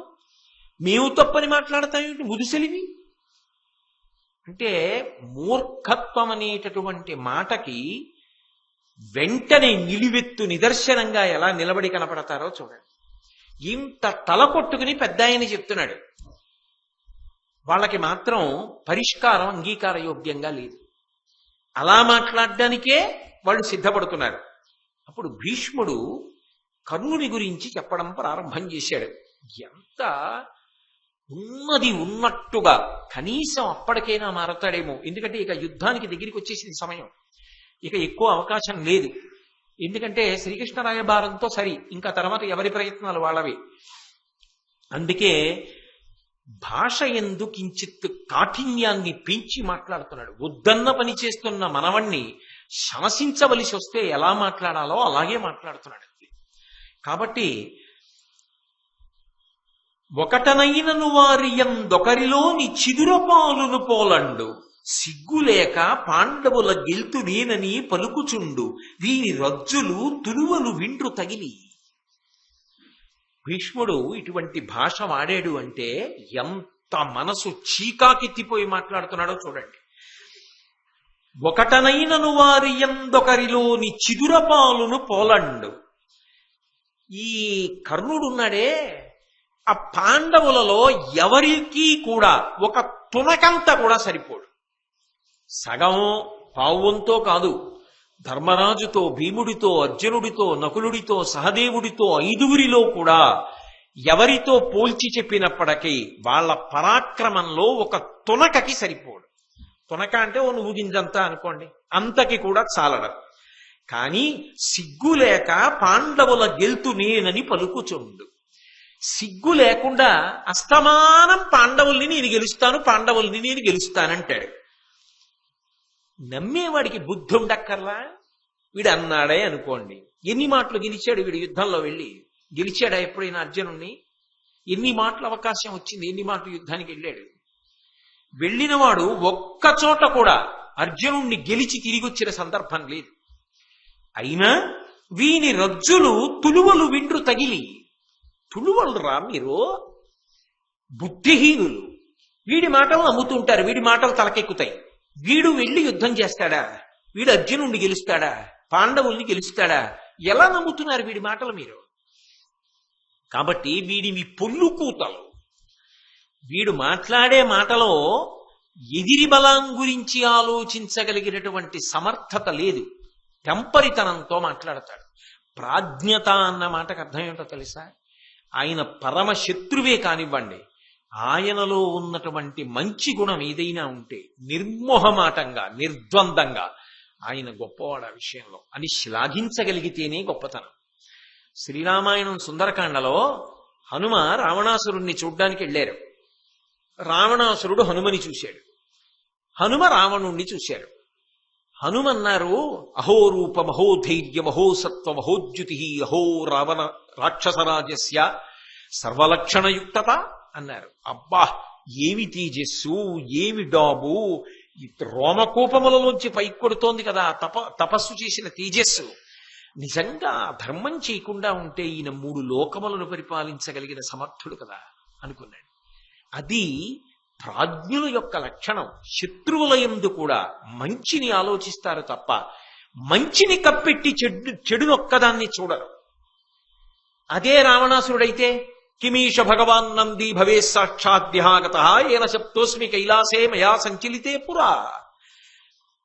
ఒకవేళ నేను కానీ కైలాస పర్వతాన్ని కదిపినప్పుడు లంకాపట్టణానికి కోతులొచ్చి నాశనం చేస్తాయని నన్ను శపించినటువంటి నందీశ్వరుడు కానీ ఇవాళ వానర రూపంతో రాలేదు కదా అని భయపడ్డాడు తప్ప అంత అరివీర భయంకరుడైనటువంటి హనుమని ప్రశంసించలేకపోయాడు. ఎదుటి వీరుల యొక్క గొప్పతనాన్ని గుర్తించలేక ఎన్ని మాటలు ఓడిపోయినా నేనే గెలుస్తాను, వాడెంత వీడెంత అంటుండడం పొల్లు కూతలు కావు, తప్పుడు కూతలు కావవి. ఎలా నమ్ముతున్నావు వీడి కూతలన్నీ? ఎలా నమ్ముతున్నావు వీడి మాటలు? ఒక్కనాడు గెలిచి చూపించాడానికి ఎప్పుడైనా? నేను చెప్తున్నాను వాళ్ళు నరనారాయణులని, అయినా వీడి మాట నమ్ముతావే వీడు గెలుస్తానంటే? కాబట్టి కేవలము వీడు మాట్లాడుతున్న మాటలను నమ్ముకుని యుద్ధానికి బయలుదేరుతున్నావు. నేను పోయినా ద్రోణుడు పోయినా పర్వాలేదు, వీడు గెలిపిస్తాడని నువ్వు అనుకుంటున్నావు. అందువలన యుద్ధం ఏర్పడుతుంది. ఈ యుద్ధమునకు ప్రధాన కారణం ఎక్కడుంది అంటే కర్ణుడి యొక్క తప్పుడు కూతలు. వాటిని నువ్వు నమ్మడం, మా వంటి వారు చెప్పిన మంచి మాటలు నీ తలకెక్కకపోవడం. ఇక్కడుంది యుద్ధం. నువ్వు మారగలిగితే, నువ్వు పెద్దలు చెప్పిన మాట వినగలిగితే ఇంత యుద్ధం లేదు, ఇంతమంది మరణించారు. కాదని పెడతావా? ఇక పైన నువ్వు వినేవన్నీ దుర్వార్తలే. దానికి కారణం మాత్రం చివరికి నీ స్నేహితుడు కర్ణుడు, నువ్వు. కాబట్టి దుర్యోధన, నా మాట నమ్ము. నిష్కారణంగా వీణ్ణి నమ్మి నువ్వు పాండవులను అదే పనిగా అవమానిస్తున్నావు. ఏదో వాళ్ళ జోలికి వెళ్లకుండా వాళ్ళు ఇంద్రప్రస్థాన్ని రాజధానిగా చేసుకుని పరిపాలన చేస్తున్నప్పుడు నువ్వు ఊరుకుని ఉంటే కథాక్రమం ఇంకొకలా ఉండేది. వాళ్ళు అర్ధరాజ్యం తీసుకోక ముందు నుంచి ద్రౌపదీదేవిని వివాహం చేసుకుని విరాట్ రాజు గారి కొలువులో ఉన్నారన్న దగ్గర నుంచి అసూయ పెంచుకున్నావు. అప్పుడు ఈ కర్ణుడే బయలుదేరి యుద్ధానికి వెళ్ళి ద్రుపదుడి నుంచి వాళ్ళని వేరు చేసి తీసుకొస్తానన్నాడు. వీడి మాటలు నమ్ముతుంటావు, నమ్మి నిష్కారణంగా వాళ్ళని అవమానాల పాలు చేస్తున్నావు. వాళ్ళని జూదానికి పిలిచావు, మాయాజూదంలో ఓడించావు, పైబట్టలు తీయించావు, అక్కడ పెట్టించావు. వాళ్ళ ఇల్లాలు ద్రౌపదీదేవిని జుట్టు పట్టి సభకి ఇప్పించావు, వలువలు ఉప్పించావు, తొడ మీద కూర్చోమని తొడకొట్టి సంజ్ఞ చేశావు. ఇన్ని అవమానములు చెయ్యవలసిన అవసరం ఏమిటి? నిజంగా అది రాజ్యము కొరక? కేవలము నీ కక్ష. నీకు పక్కన తోడెవరు? ఈ కర్ణుడు. అయిన దానికి కాని దానికి అక్కర్లేని సలహాలన్నీ నీకు చెప్తుంటాడు. నీ బుర్రలోకి రాకూడని ఆలోచనలు ప్రవేశపెడతాడు. ఆనాడు నిండు సభలో, సభాపర్వంలో 5గురికి భార్యవైన దానివి 6వ వాడు భర్త అయితే పర్వాలేదులే, నీ 5గురు భర్తలు దాసులైపోయారు కాబట్టి 6వ భర్తని వెతుక్కో అన్నావు. ఆ మాట వీడి తలకెక్కింది. ఎక్కి వీడు తొడకొట్టి ఆమెని పిలిచాడు. ఆమె ఎవరు? వదిన గారు, తల్లితో సమానం. ఈ పాపములన్నీ ఉత్తినే పోతాయా? ఒక పతివ్రత శోకం ఉత్తినే పోతుందా? వీడు చేసిన పనులు కావా? ఈ కర్ణుడు చేసిన ప్రబోధం కాదా? ఇవన్నీ నువ్వు నమ్మలేదా? అదే పనిగా పాండవులకు అవమానములు చేశావా లేదా? వాళ్ళు పరమధర్మాత్ములు, వాళ్ళు ఓర్చుకోవచ్చుగాక. ఒకటి గుర్తుపెట్టుకో, ఇవాళ కృష్ణుడు వాళ్ళ పక్షాన నిలబడి ఉన్నాడు. ఎక్కడ ధర్మమో అక్కడ కృష్ణుడు. నీ తరమే ఇక గెలవడం. ఇక పైన నువ్వు వినేవన్నీ దుర్వార్తలే. ఇక పైన నువ్వు వినేవని ఒక్కొక్కడొక్కొక్కడు పడిపోవడమే. ఇక నువ్వు శుభ పరంపరలు వినవు. అయినా నువ్వు కర్ణుణ్ణి దూరంగా పెట్టావు, వీణ్ణి పక్కన పెట్టుకు తిరుగుతున్నావు, పాండవులను అవమానిస్తున్నావు. ఇది అత్యంత ప్రమాదమునకు కారణమవుతుంది. దుర్యోధన ఎక్కడైనా మొహమాట పడ్డాడండి? ఒక మాట చెప్పడంలో స్పష్టత లోపించడం కాని, మరి అలా చెప్తేవాడు ఏమైనా అనుకుంటాడేమో అని ఊరుకోవడం కాని, సత్యాన్ని దాచిపెట్టడం కాని ఎక్కడైనా చేశాడా? ఇంటి పెద్దగా యుద్ధాన్ని నివారించడానికి ఏ సత్యమును విస్పష్టంగా మాట్లాడాలో దాన్ని అంత విస్పష్టంగాను భీష్ముడు మాట్లాడి ఒక్కడొకండనేక విధ యుద్ధ జయంబులు కొన్నవారు వారు, ఎక్కడ నేమిసేసే ఇతడు ఈతని తమ్ముని కూలనేసి ఉక్కెక్కిన పార్థుపై గవిసెనే పశులాతడు గ్రమ్మరింపగా అక్కడ లేడి వీడు భవదాత్మజు కోల్పడే యుద్ధ ఘోషయాత్రలో నిర్మోహమాటంగా చెప్పాడు. ఒక్కడొకండనీక విధ యుద్ధ జయంబులు కొన్నవారు వారు పాండవులు ఎక్కడికి వెళ్ళినా యుద్ధాల్లో గెలిచినటువంటి వాళ్ళు. ఒక్క సహదేవుడు వెళ్ళినా, ఒక్క నకులుడు వెళ్ళినా, దిగ్విజయ యాత్రకు వెళ్ళినప్పుడు వెళ్ళలా? మరి భీముడు ఒకవైపు, అర్జునుడు ఒకవైపు, నకుల సహదేవులు ఒకవైపు అలా వెళ్ళలా? వెళ్ళినప్పుడు వాళ్ళు ఎక్కడైనా ఓడిపోయారా? వాళ్ళు వెళ్ళిన వైపల్లా వాళ్ళు గెలిచారు. వాళ్ళకి ఓటమి తెలియదు. వాళ్ళు అంత గొప్ప గొప్ప విజయములను సాధించిన వారు.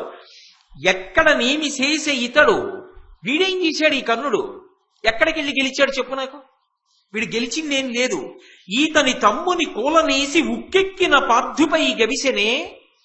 ఉత్తర గోగ్రహణం జరుగుతున్నప్పుడు ఇదే కర్ణుని యొక్క సోదరుడు సంగ్రామజిత్తు యుద్ధం చేస్తుంటే అర్జునుడు బాణములు వేసి కొట్టి చంపేశాడు.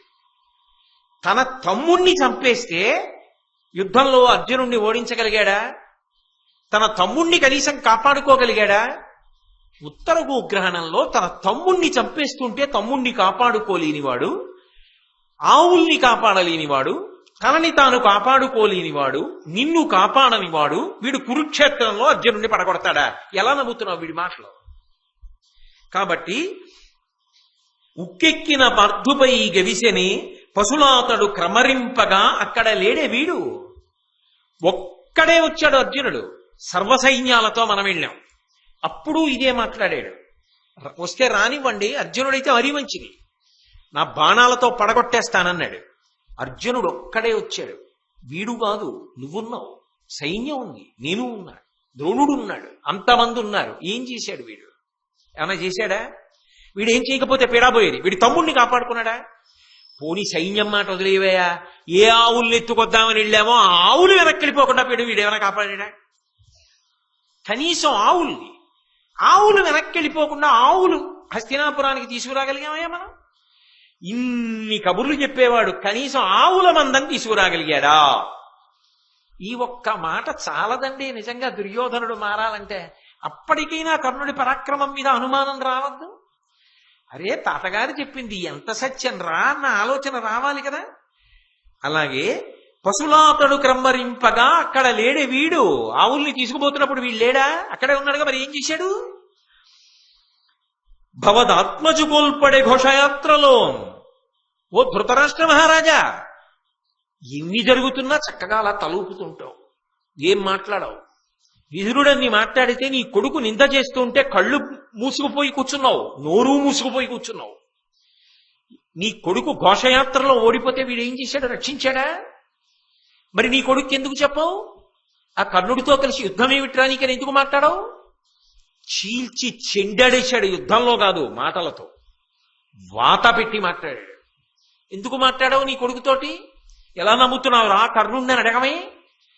కళ్ళెటూ లేవు, నోరు లేదా, మాట్లాడవా? విదురుణ్ణి నిందించినా మాట్లాడవా? అంత పుత్ర వ్యామోహమా? ఇలాగే ఉంటావా అన్న మాటలు అందులో అంతర్లీనములేనా? కాబట్టి భవదాత్మజు గోల్పడే ఘోషయాత్రలో, ఆనాడు ఘోషయాత్రలో చివరికి పాండవులు కదయా విడిపించి వీళ్ళని తీసుకొచ్చారు ఆ గంధర్వుడి దగ్గర నుంచి. ఈ కర్ణుడు ఏం చేయగలిగాడు? కాబట్టి అసలు పెద్ద దోషం ఎక్కడుందంటే ఈ కర్ణుడికి ఏ పని ఎప్పుడు చెయ్యాలో తెలియదు వాడికి. అసలు ఈ పని ఇప్పుడు చెయ్యాలి అన్న విషయం వాడికి తెలియదు. 2, ఇంకొక పెద్ద దోషం ఏమిటంటే పేలాపన. అలా ఏవి మాట్లాడకూడదో అవన్నీ మాట్లాడుతూ ఉంటాడు. తాను గొప్ప, ఇతరులు తక్కువ అని మాట్లాడుతుంటాడు. నిజానికి ఏమాత్రమూ శక్తి కలిగిన వాడు కాదు. పాండవులలో ఒక తునకకి సరిపోడు. అట్టహాసం మాటలంతే. ఇటువంటి వాణ్ణి నువ్వు నమ్ముకుని తిరుగుతున్నావు. ధృతరాష్ట్రుడా, నువ్వు కొడుతూ ఉంటావు. నీ కొడుకు చెప్పిన వాటికి కొడతావు, కర్ణుడు చెప్పిన వాటికి కొడతావు. చివరికి మీ తండ్రి కొడుకు కలిసి చేసేదేమిటి? అందరినీ తీసుకెళ్లి బలిపీఠం ఎక్కిస్తారు. మీ ఇద్దరి మౌఢ్యానికి నువ్వు కొడుకుని కాదనవు, కొడుకు మా మాట వినడు, మీ ఇద్దరూ వినరు. మీ ఇద్దరి మూర్ఖత్వానికి ఏమవుతుందంటే 11 అక్షోహిణీల సేన నశించిపోతుంది. ఓ 4 మిగిలితే గొప్ప. కాబట్టి ఇప్పటికైనా నా మాట విను. బుద్ధి మరల్చుకో అని పాపం భీష్ముడు చెప్పగలిగినంత చెప్పాడు. ఇంకా ఇంతకన్నా ఏం చెప్పాలండి? అయినా దుర్యోధనుడు వినలేదు, కర్ణుడు వినలేదు, ధృతరాష్ట్రుడు వినలేదు. అయితే ఇక్కడ మీకు అనుమానం వస్తుంది, ఏమండి వినకపోతే భీష్ముడి చేతిలో ఆయుధాలు లేవా? మూర్ఖుడా, నేను రాను యుద్ధానికి అనకూడదా? నువ్వు మాట వినప్పుడు నీ మాట మేమెందుకురా వినాలి అని శపించలేడా భీష్ముడు తలుచుకుంటే? భీష్ముడు శపించరా? మరి ఎందుకు శపించాడు భీష్ముడు అంటే మీరు ఒకటి గమనించాలి. ఆయన ఎప్పుడూ కూడా పరమధర్మాత్ముడు అన్న మాటకు అర్థం ఏమిటంటే కర్తవ్యమును నిర్వహిస్తూ ఉంటాడు. తను చెప్పవలసినది చెప్తూ ఉంటాడు. కర్తవ్యత నిష్ట ఏమిటి? ఆయన ఏం చెప్పాడో అది పట్టుకోవడం అవతల వాళ్ళ కర్తవ్యం. అది పట్టుకోలేకపోయారనుకోండి, ఒక అవకాశం ఇస్తాడు, 2 అవకాశాలు ఇస్తాడు, 3 అవకాశాలు ఇస్తాడు, 4 అవకాశాలు ఇస్తాడు. ఆయన నిస్సంగి. ఆయన గుండెలు బాధేసుకుని వీళ్ళు మాట వింటలేదని తన ప్రశాంతతని, తన ధర్మాన్ని తాను పోగొట్టుకోడు. అందుకే ప్రశాంత చిత్తుడు శాంతనగుండు అన్నారు సభాప్రమంలో. తన ప్రశాంతత తాను విడిచిపెట్టాడు. నేను చెప్పవలసింది చెప్పానా? నీ చెప్పింది ధర్మబద్ధమా? పట్టుకోకపోతే వాళ్ళ కర్మ. నేనేం చేయను? నేను ధార్మికంగా చెప్పవలసింది చెప్పాను. విననప్పుడు నశించిపోయేది వాళ్లే. ఆయన నిస్సంగి అయి, కర్మయోగి అయి, ధర్మానుష్ఠాన తత్పరుడై అలాగే నిలబడిపోతాడు. అంతేగాని వీళ్ళు వినలేదని తన స్వరూపాన్ని తాను పాడు చేసుకోడు, తన ప్రశాంతతని తాను పాడు చేసుకోడు. తాను అలాగే ఉంటాడు. అది భీష్ముని యొక్క వ్యక్తిత్వంలో ఉన్న గొప్పతనం. కాబట్టి శాపం ఎందుకు ఇవ్వాలి? చెప్తున్నాడా ఒక పక్క, ఇంకెన్నాళ్ళు ఉంటారు, అయిపోయింది, కౌరవనాశనం అయిపోతోంది, అవతల నరనారాయణులు వచ్చేశారు, ధర్మం గెలుస్తుంది, వీళ్ళందరూ కట్టకట్టుకుపోయేది. ఇక మళ్ళీ కొత్తగా తాను చేసిన ధర్మం, తాను చేసిన తపస్సు పాడు చేసుకుని శపించవలసిన అవసరమే ఉంది. అందుకే శాపం ఇవ్వడు. ఇక వదిలిపెట్టి ఎందుకు వెళ్ళిపోడు? నేను మీకు ఇంత పూర్వమే ఎన్నో పర్యాయాలు దానికి జవాబు చెప్పా. ఎందుకు భీష్ముడు ఆ పక్షాన్ని విడిచిపెట్టి వెళ్ళడు అన్న విషయం మీద. ఎందుకని అంటే ప్రధానంగా శిఖండి అటువైపు ఉన్నాడు, పాండవుల వైపు బావమరిది. తాను కూడా ఎప్పుడో అప్పుడు వీరమరణం పొందాలి, కాబట్టి ఇటువైపే ఉండాలి. క్షత్రియుడు అయ్యుండి తాను వీరమరణం పొందకుండా ఎలా ఉంటాడు? కాబట్టి ఇటువైపు ఉంటాడు. నిస్సంగి, దేని గురించి తన కర్తవ్యం చేయడం తప్ప అవతలమాడు వినకపోతే తాను గుండెలు బాధేసుకోడు. నేను చేయవలసింది చేశానా అదొకటే చూస్తాడు తప్ప అవతలవాడు వినలేదని తాను బెంగపెట్టేసుకోడు. నేను చెయ్యవలసింది చేస్తున్నానా అంతే. నే చేయవలసిన దాంట్లో ఏమరపాటు లేదు కదా, నే చేసింది ధర్మం కదా, నే చెప్పింది ధర్మం కదా, తాను ప్రశాంతంగా ఉంటాడు. యువతల వాడికి అది ధర్మం అని అర్థం కాకపోతే వాడి కర్మ, పాడయ్యేది వాడే, ఆయనకు వచ్చే నష్టమే ఉంది. అది భీష్మాచార్యుల వారి యొక్క గొప్పతనం. ఆయన మనసు యందు ఎంత నిస్సంగి అయి ఉంటాడు అన్నదానికి అది నిలువెత్తు తార్కాణంగా నిలబడుతుంది. అదే భీష్ముడు మళ్ళీ శ్రీకృష్ణ రాయబార సన్నివేశంలో కూడా మాట్లాడాడు.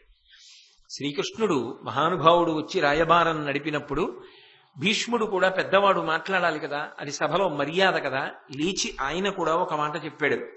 అనవిని భీష్ముడిట్లనియే ఆ ధృతరాష్ట్ర తనూజుతోడ నీ జనకుని మాట పట్టుమ ప్రసన్నమతిన్ మన వంశమెల్లా పావనముగా నిందు వచ్చి బుధవత్సలుడి హరి ఇట్లు చెప్పగా వినమి కడుంచెడుం తెరువు వీరల పంపునరింపు పెంపుగన్. నా మాట వినరా దుర్యోధనుడా, నీ తండ్రి ధృతరాష్ట్రుడు చెప్పిన మాట విను. పాండవులకివ్వవలసినటువంటి అర్ధరాజ్యాన్ని పాండవులకు ఇచ్చేసేయి. ప్రసన్నమైనటువంటి మనస్సుతో మీ తండ్రి ఎందుకు చెప్పాడో, కృష్ణ భగవానుడు ఎందుకు వచ్చాడో ఇక్కడికి అర్థం చేసుకో. మన వంశమెల్ల పావనముగా ఇందు వచ్చి బుధవత్సలుడి హరి ఇట్లు చెప్పగా వినమి. భక్తుల ఎడల ప్రీతి కలిగినటువంటి వాడు, అందరికీ మేలు జరగాలనేటటువంటి విశాలమైన హృదయము కలిగిన వాడు, సకల లోకములు కూడా ఎవరిని కీర్తిస్తాయో అటువంటి మహానుభావుడు సాక్షాత్తు శ్రీహరి రాయబారిగా వచ్చి మన యొక్క హితం కోసమని ఇంతసేపు మాట్లాడి మంచి మాటలు చెప్పాడే. ఆయన చెప్పిన మాటలైనా వినాలి కదా నువ్వు, కాబట్టి నా మాట విను, ఆయన చెప్పిన మాట విను. సర్వనాశనం అయిపోతావు అనడానికి చాలా తేలిక నిర్ణయం ఏమిటి అంటే ఆయన మాట వినకపోవడం. భగవంతుడైన శ్రీహరి చెప్పిన మాటలే వినకపోతే ఇక నువ్వు బాగుపడే మార్గం ఎక్కడుంటుందిరా?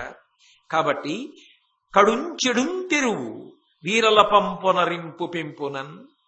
ఇప్పటికైనా వీళ్ళందరూ సంతోషంగా హాయిగా ఉండడానికి మనసులో మార్పు తెచ్చుకో. నువ్వొక్కడివి మారి నీ నిర్ణయాన్ని మార్చుకుంటే అందరూ సంతోషంగా ఉంటారు, అందరూ బంధుత్వం కలుపుకుంటారు, అందరూ ఆనందంగా ఉంటారు, సుభిక్షంగా ఉంటారు. ఎవరి రాజ్యం వాళ్ళు తీసుకుని పరిపాలించుకోండి. దానికోసం ఎందుకురా ఇంత అల్లరి? ఇంతమంది పెద్దలు చెప్తున్నారు. కృష్ణుడు చెప్పాడు, నారదుడు చెప్పాడు, నేను చెప్తున్నాను, గురువు ద్రోణుడు చెప్పాడు, కృపాచార్యుల వారు చెప్పాడు, అశ్వత్థామ చెప్పాడు, నీ తండ్రి ధృతరాష్ట్రుడు చెప్తున్నాడు, తల్లి గాంధారి చెప్తోంది, సాక్షాత్ భగవంతుడైన కృష్ణ పరమాత్మ వచ్చి చెప్పాడు. అయినా వినవా? కాబట్టి నీ తండ్రి ధృతరాష్ట్రుడు బ్రతికుండగా చుట్టాలని, రాజ్యాన్ని, కీర్తిని నాశనం చేశావనేటటువంటి అపకీర్తిని మూట కట్టుకో. ఆ మాట ఎంత పెద్ద మాట అన్నాడో చూశారా? మీ తండ్రి బ్రతికుండగా అన్నాడు. ఎందుకని? పుట్టుగుడ్డి, యుద్ధానికి రాడు, ఇంట్లో ఉంటాడు. ఆయన వినేది ఏమిటో తెలుసా?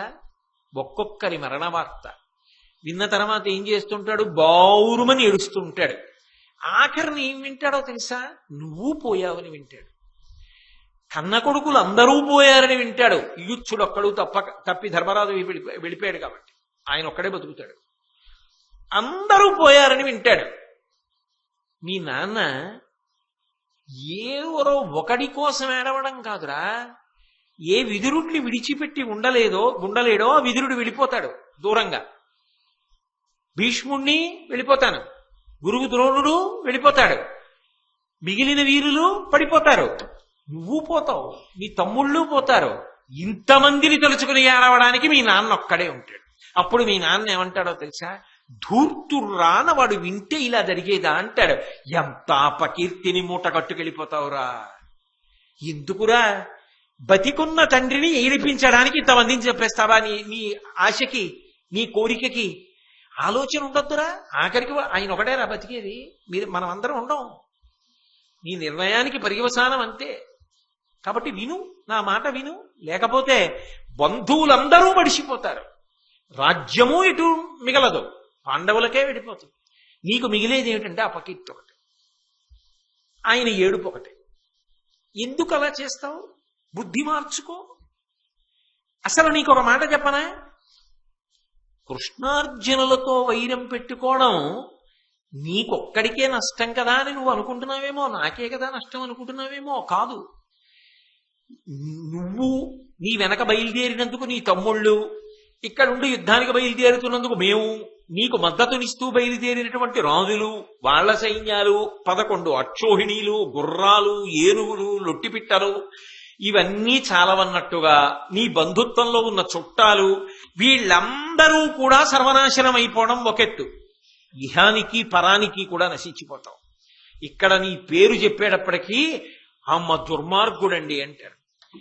నువ్వు వెళ్ళిపోయినా నీ అపకీర్తి ఎలా మిగిలిపోతుందో తెలుసా? వాడు మాట వినండి, వాడు దుర్యోధనుడు అంటాడు. అపకీర్తికి మారు పేరుగా మిగిలిపోతావు ఈ భూమి మీద.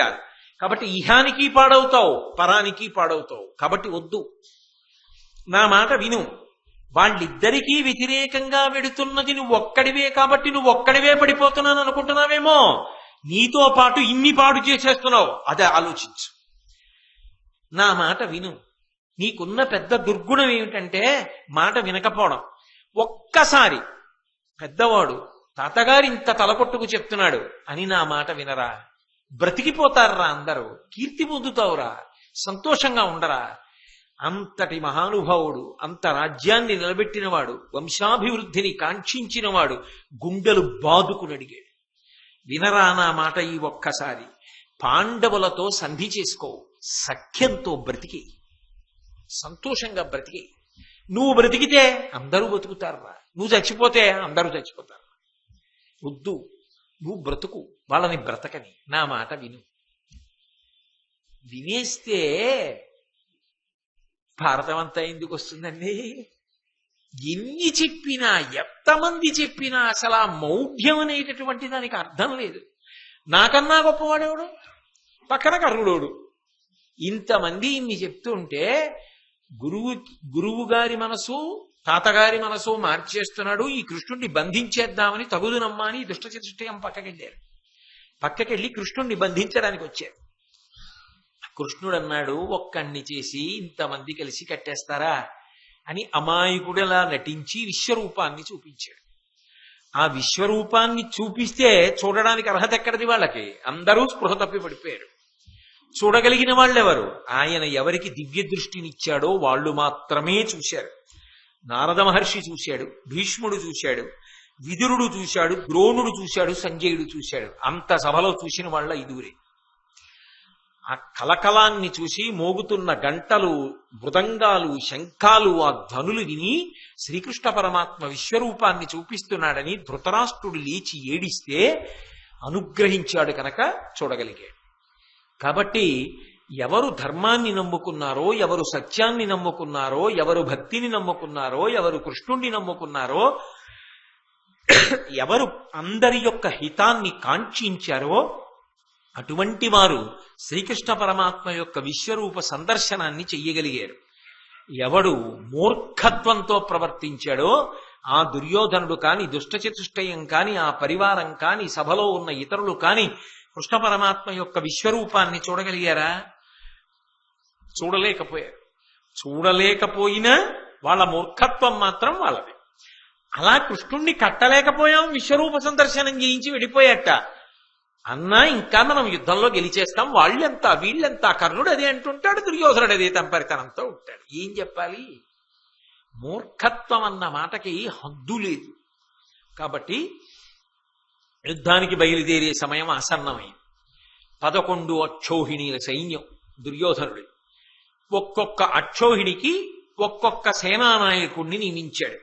అందులో ద్రోణాచార్యుల వారు, కర్ణుడు, అశ్వత్థామ, బాహ్లికుడు, శల్యుడు, కృపుడు, భూరిశ్రవుడు, శకుని, కృతవర్మ, కాంభోజరాజు, సైంధవుడు 11 మందిని ఒక్కొక్క అక్షోహిణీ సైన్యానికి ఒక్కొక్కరికి నాయకత్వం ఇచ్చాడు, సేనాధిపత్యం ఇచ్చాడు. ఇచ్చి భీష్మాచార్యుల వారి దగ్గరికి వెళ్ళాడు. వెళ్ళి, తాతగారు నేను మీతో కొన్ని మాటలు చెప్పాలి. ఇంత సైన్యం ఉండడం కాదు, ఈ సైన్యమంతా కలిసి నడవాలి. ఈ 11 మందికి ఆజ్ఞలను జారీ చెయ్యగలిగినటువంటి శక్తి కలిగిన వాడై ఉండాలి. అందరి మనసులు ఒకటి చెయ్యాలి. ఎందుకనంటే ఒక్కొక్కడు ఒక్కొక్క రకమైన అభిప్రాయంతో పెడతాడు యుద్ధానికి. మూర్ఖుడి వల్ల మనం యుద్ధానికి వెళ్లాల్సి వస్తోందని అనుకునే వాళ్ళు చాలా మంది ఉంటారు కదా. కానీ అందరి మనసు యుద్ధరంగంలోకి వెళ్ళిన తర్వాత సావో బ్రతుకో కానీ యుద్ధమే ప్రధానం అని, యుద్ధం అంటే యుద్ధమే, అలా నిలబడగలిగిన వాళ్ళు అయి ఉండాలి, అలా పోరాటం చేయగలిగిన వాళ్ళు ఉండాలి, అలా ఏకోన్ముఖం చెయ్యగలిగినటువంటి శక్తివంతుడు కావాలి. తాతగారు దేవతలు ఎంత తేజోవంతులు, అంత తేజోవంతులైనటువంటి దేవతలు కూడా యుద్ధానికి వెళ్ళవలసి వస్తే వాళ్ళకి ఒక సైన్యాధిపతిని పెట్టుకుంటారు. అందుకే కుమారస్వామి దేవతా సైన్యములకంతటికీ నాయకుడై విరాజిల్లుతూ ఉంటాడు.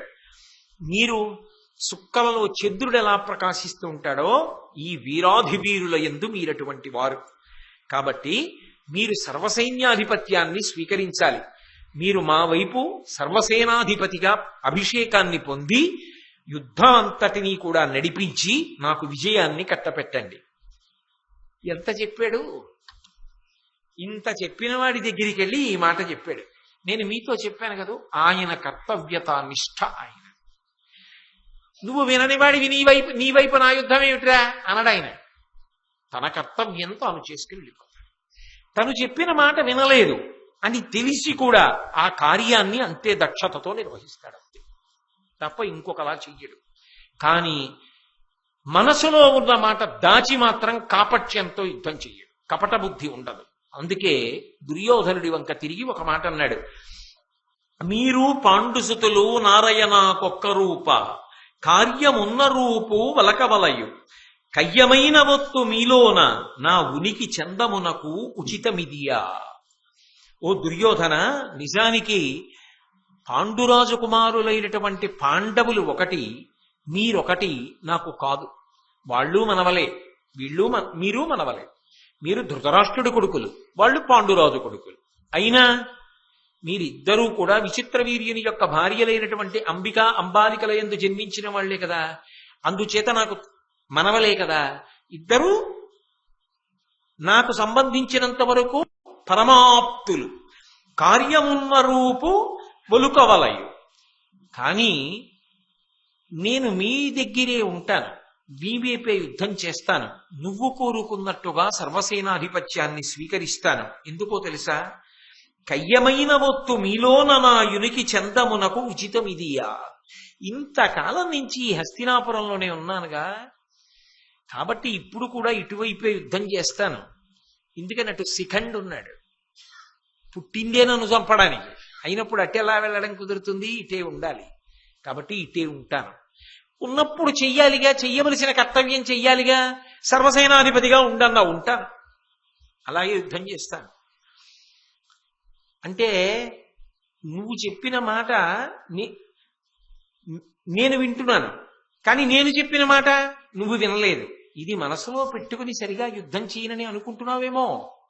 దుర్యోధన, నేను చెప్పిన మాట బాగా విను. సేనాధిపత్యమును తగబూనెద నను మార్కొనంగా పురుషులు ఉర్వింగాన కిరీటినొక్కనికే నోర్వ అతండు శరము లెక్కుడెరుంగున్. నేను త్రికరణ శుద్ధిగా యుద్ధం చేస్తాను. నీకొక మాట చెప్తున్నాను, నన్ను మార్కొనంగా పురుషులు ఉర్వింగాన, నేను కోదండం పట్టుకుని రథమెక్కి యుద్ధానికి విడితే నన్ను గెలవగలిగిన వాడు, నాతో సమానంగా యుద్ధం చెయ్యగలిగిన వాడు ఈ భూమి మీద ఉన్నాడని నేను అనుకోవట్లేదు. ఎవరూ నన్ను యుద్ధంలో గెలవలేరు. కానీ ముందే చెప్తున్నాను, కిరీటిని ఒక్కని నేనోర్వా, అర్జునుణ్ణి మాత్రం నేను గెలవలేను, నా వల్ల కాదు. ఎందుకు నా వల్ల కాదో తెలుసా? అతండు శరము లెక్కుడెరుంగున్. అతనికి చాలా బాణాలు తెలుసు, నాకన్నా ఎక్కువ అతనికి తెలుసు. కాబట్టి అర్జునుణ్ణి ఓడిస్తానని నీకు మాట ఇవ్వలేను. అయిపోయిందా యుద్ధం? నిజానికి ఎవరిని నమ్మి వెడుతున్నాడు యుద్ధానికి? భీష్ముడిని నమ్మేనా? భీష్ముడు అర్జునుణ్ణి నేను గెలవలేను. ఎవరు గెలిచేస్తానంటున్నవాడు పక్కన? కర్ణుడు. అంతకన్నా గొప్పవాడా భీష్ముడి కన్నా? ఎవరివి కారు కూతలో తెలియట్లా. కానీ పెద్ద మనిషి తరహా అంటే అది. ఉన్న మాట ఉన్నట్లుగా భీష్ముడు చెప్పేశాడు. కాబట్టి అర్జునుడు గెలుస్తాడు, నేను గెలవను, నాకు సాధ్యం కాదు. అర్జునుణ్ణి నేను చంపుతాను, అర్జునుణ్ణి ఓడిస్తానని ఆశ పెట్టుకుంటావేమో, అటువంటి ఆశ పెట్టుకోవద్దు, నా వల్ల కాదు. ఇంకెవడైనా ఉంటే నమ్ముకో. ద్రోణాచార్యుల వారు కూడా అదే చెప్పారు, అర్జునుణ్ణి గెలవడం అంత తేలికేం కాదని చెప్పేశాడు. ఇంకా యుద్ధానికి వెళ్తాడు. ఒకనాడు చెప్తే విన్నాడు కనుకనా, ఇవాళ చెప్తే వినకపోవడానికి. కాబట్టి తెరవారి నెల్లదరమిడి నరుకుదు పాండు క్షితీశ నందనులను రూపరసేయం చేయాడదు తరువరు నా మీద అచ్యుతగ్రతమారున్. నీకు ముందే చెప్తున్నాను దుర్యోధన, యుద్ధంలో ఎటువంటి యోధాన యోధులనైనా చంపేస్తాను. నేను చంపాలనుకుంటే అర్జునుణ్ణి తప్ప మిగిలిన పాండవుల్ని చంపగలను, కానీ చంపను. అది కూడా చెప్తున్నాను. రేపు పొద్దున తాతగారు మీరు యుద్ధం చేసి చంపలేదు వాళ్ళని నన్ను అడగద్దు. నా చేత్తో నేను పాండవులను చంపను. ఎందుకనంటావేమో, ఇతపూర్వమే నీకు 1,000 మార్లు చెప్పా. వాళ్ళు ధర్మాత్ములు, అవమానములు పడిన వారు, ఓర్పు కలిగిన వారు, తండ్రి లేని బిడ్డలు. నేను తాతనయ్యుండి వాళ్ళని చంపనా నీ పక్షానున్నానని? వాళ్ళు ధర్మాత్ములు, కాబట్టి వాళ్ళ 5గురిని నేను చంపను. చంపగలిగి 4గురిని చంపను, ఓడించలేక ఒకడిని ఓడించాను. నువ్వు అన్నావు కాబట్టి సర్వసేనాధిపత్యం చేస్తాను. ఏ నమ్మకంతో పెడుతున్నాడండి యుద్ధానికి? ఇంకా భీష్ముడిలో ఏమైనా కపట బుద్ధి ఉందా? ఇది చేసి పెడతానని చెప్పాడా కర్ణుళ్ళే? ఆయన ముందే చెప్పేశాడు. భీష్ముడే ఈ మాటలు చెప్పిన తరువాత అసలు యుద్ధానికి వెళ్ళొచ్చా దుర్యోధనుడు? పైగా ఇంకొక మాట చెప్పాడు, నేను వాళ్ల మీదకి వెళ్ళకపోవడం కాదు, వాళ్ళు కూడా ఉగ్రతతో నా మీదకి రారు. ఎందుకు రారు అంటావేమో, 1 నా బలదర్ప శౌర్య పరాక్రమములు అటువంటివి, 2 వాళ్ళకి నా మీదున్న పూజ్య భావన అటువంటి. తాతగారు ఆయన మీదకి ఆ యుద్ధానికి అని వాళ్ళు దర్పంతో వ్యగ్రతతో నా మీదకొచ్చి బాణప్రయోగం చెయ్యరు. నిజం, వెళ్ళలా అర్జునుడు.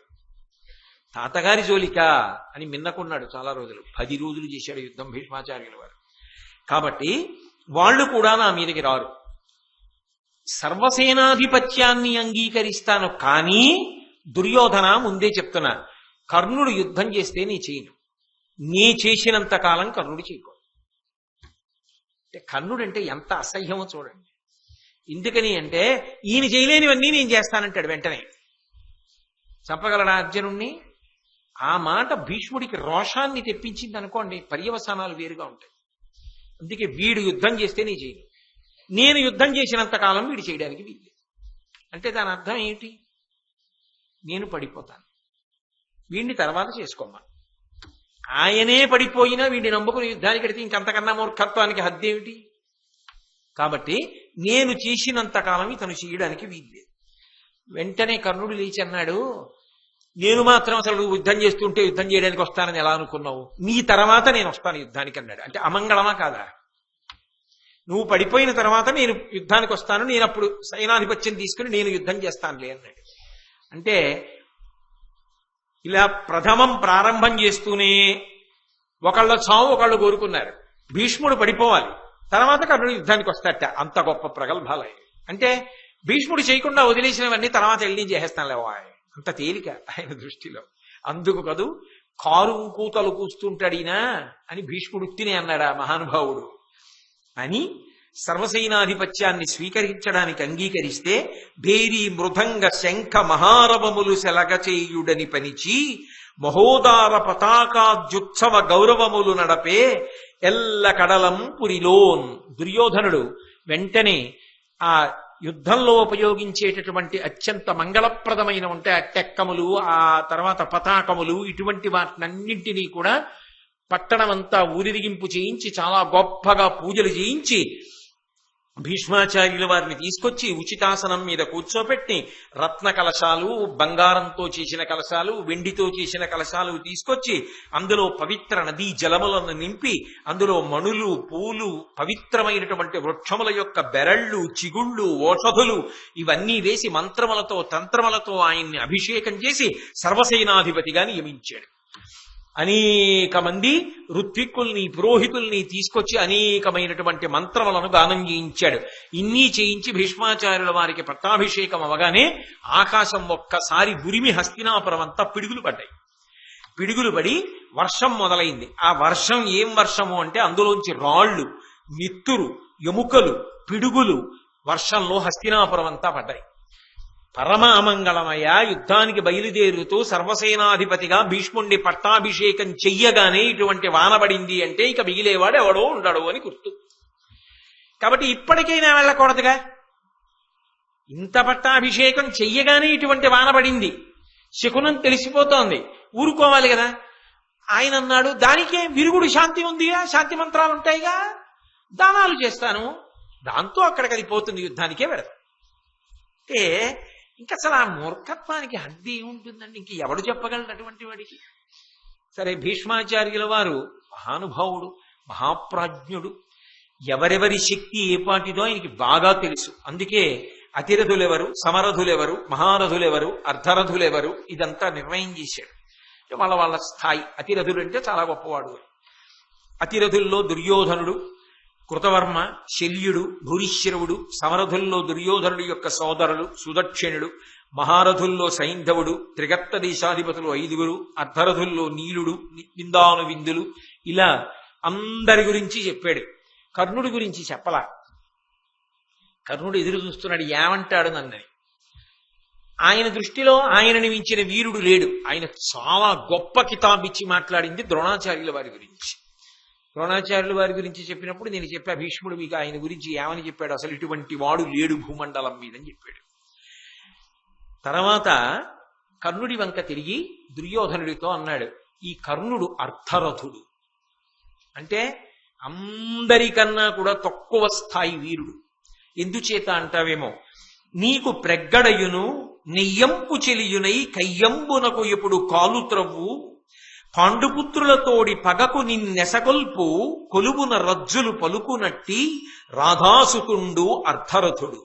కుండలములు కవచంబు పోవుట కారణముగా బీరువారినవాడు వీరిడి కృపన్ పెద్ద పరశురాముండు శాపమున వీని అస్త్ర వీర్యంబు చిరిచే అట్లగుట వీడు పార్థు మార్కొని మానంబు ప్రాణములను తనకు సొమ్ముగా దక్కించుకొనగలేమి ఎల్లవారికి ఎంతయు తెల్లమధిపా.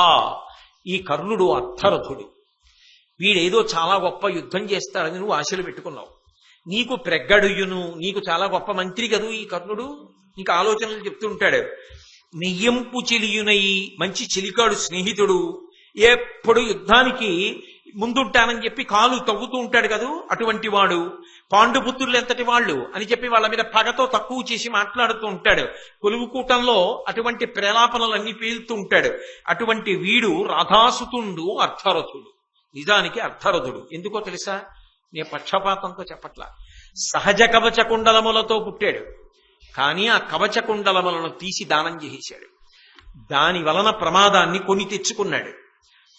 బుద్ధిహీనుడు, ఎప్పుడు ఏ నిర్ణయం చేసుకోవాలో తెలియదు, కానీ చాలా దయ కలిగినవాడు. కృపన్ పెద్ద, చాలా దయ కలిగినవాడు. ఆయన ఏమి కేవలం తప్పు చెప్పట్లేదు, ఆయనలో ఉన్న మంచిని కూడా చెప్పాడు. దయ కలిగినవాడు. అలాగే పరశురాముని యొక్క శాపం చేత ఈయనకి ఉన్నటువంటి అస్త్రముల తేజస్సు నశించిపోయింది. అందుచేతనే అర్జునుడిని యుద్ధంలో ఎదుర్కొని గెలవలేడు, మానము ప్రాణము నిలబెట్టుకోలేడు. అర్జునుడి చేతిలో ఖచ్చితంగా యుద్ధభూమిలో మరణించి తీరుతాడు.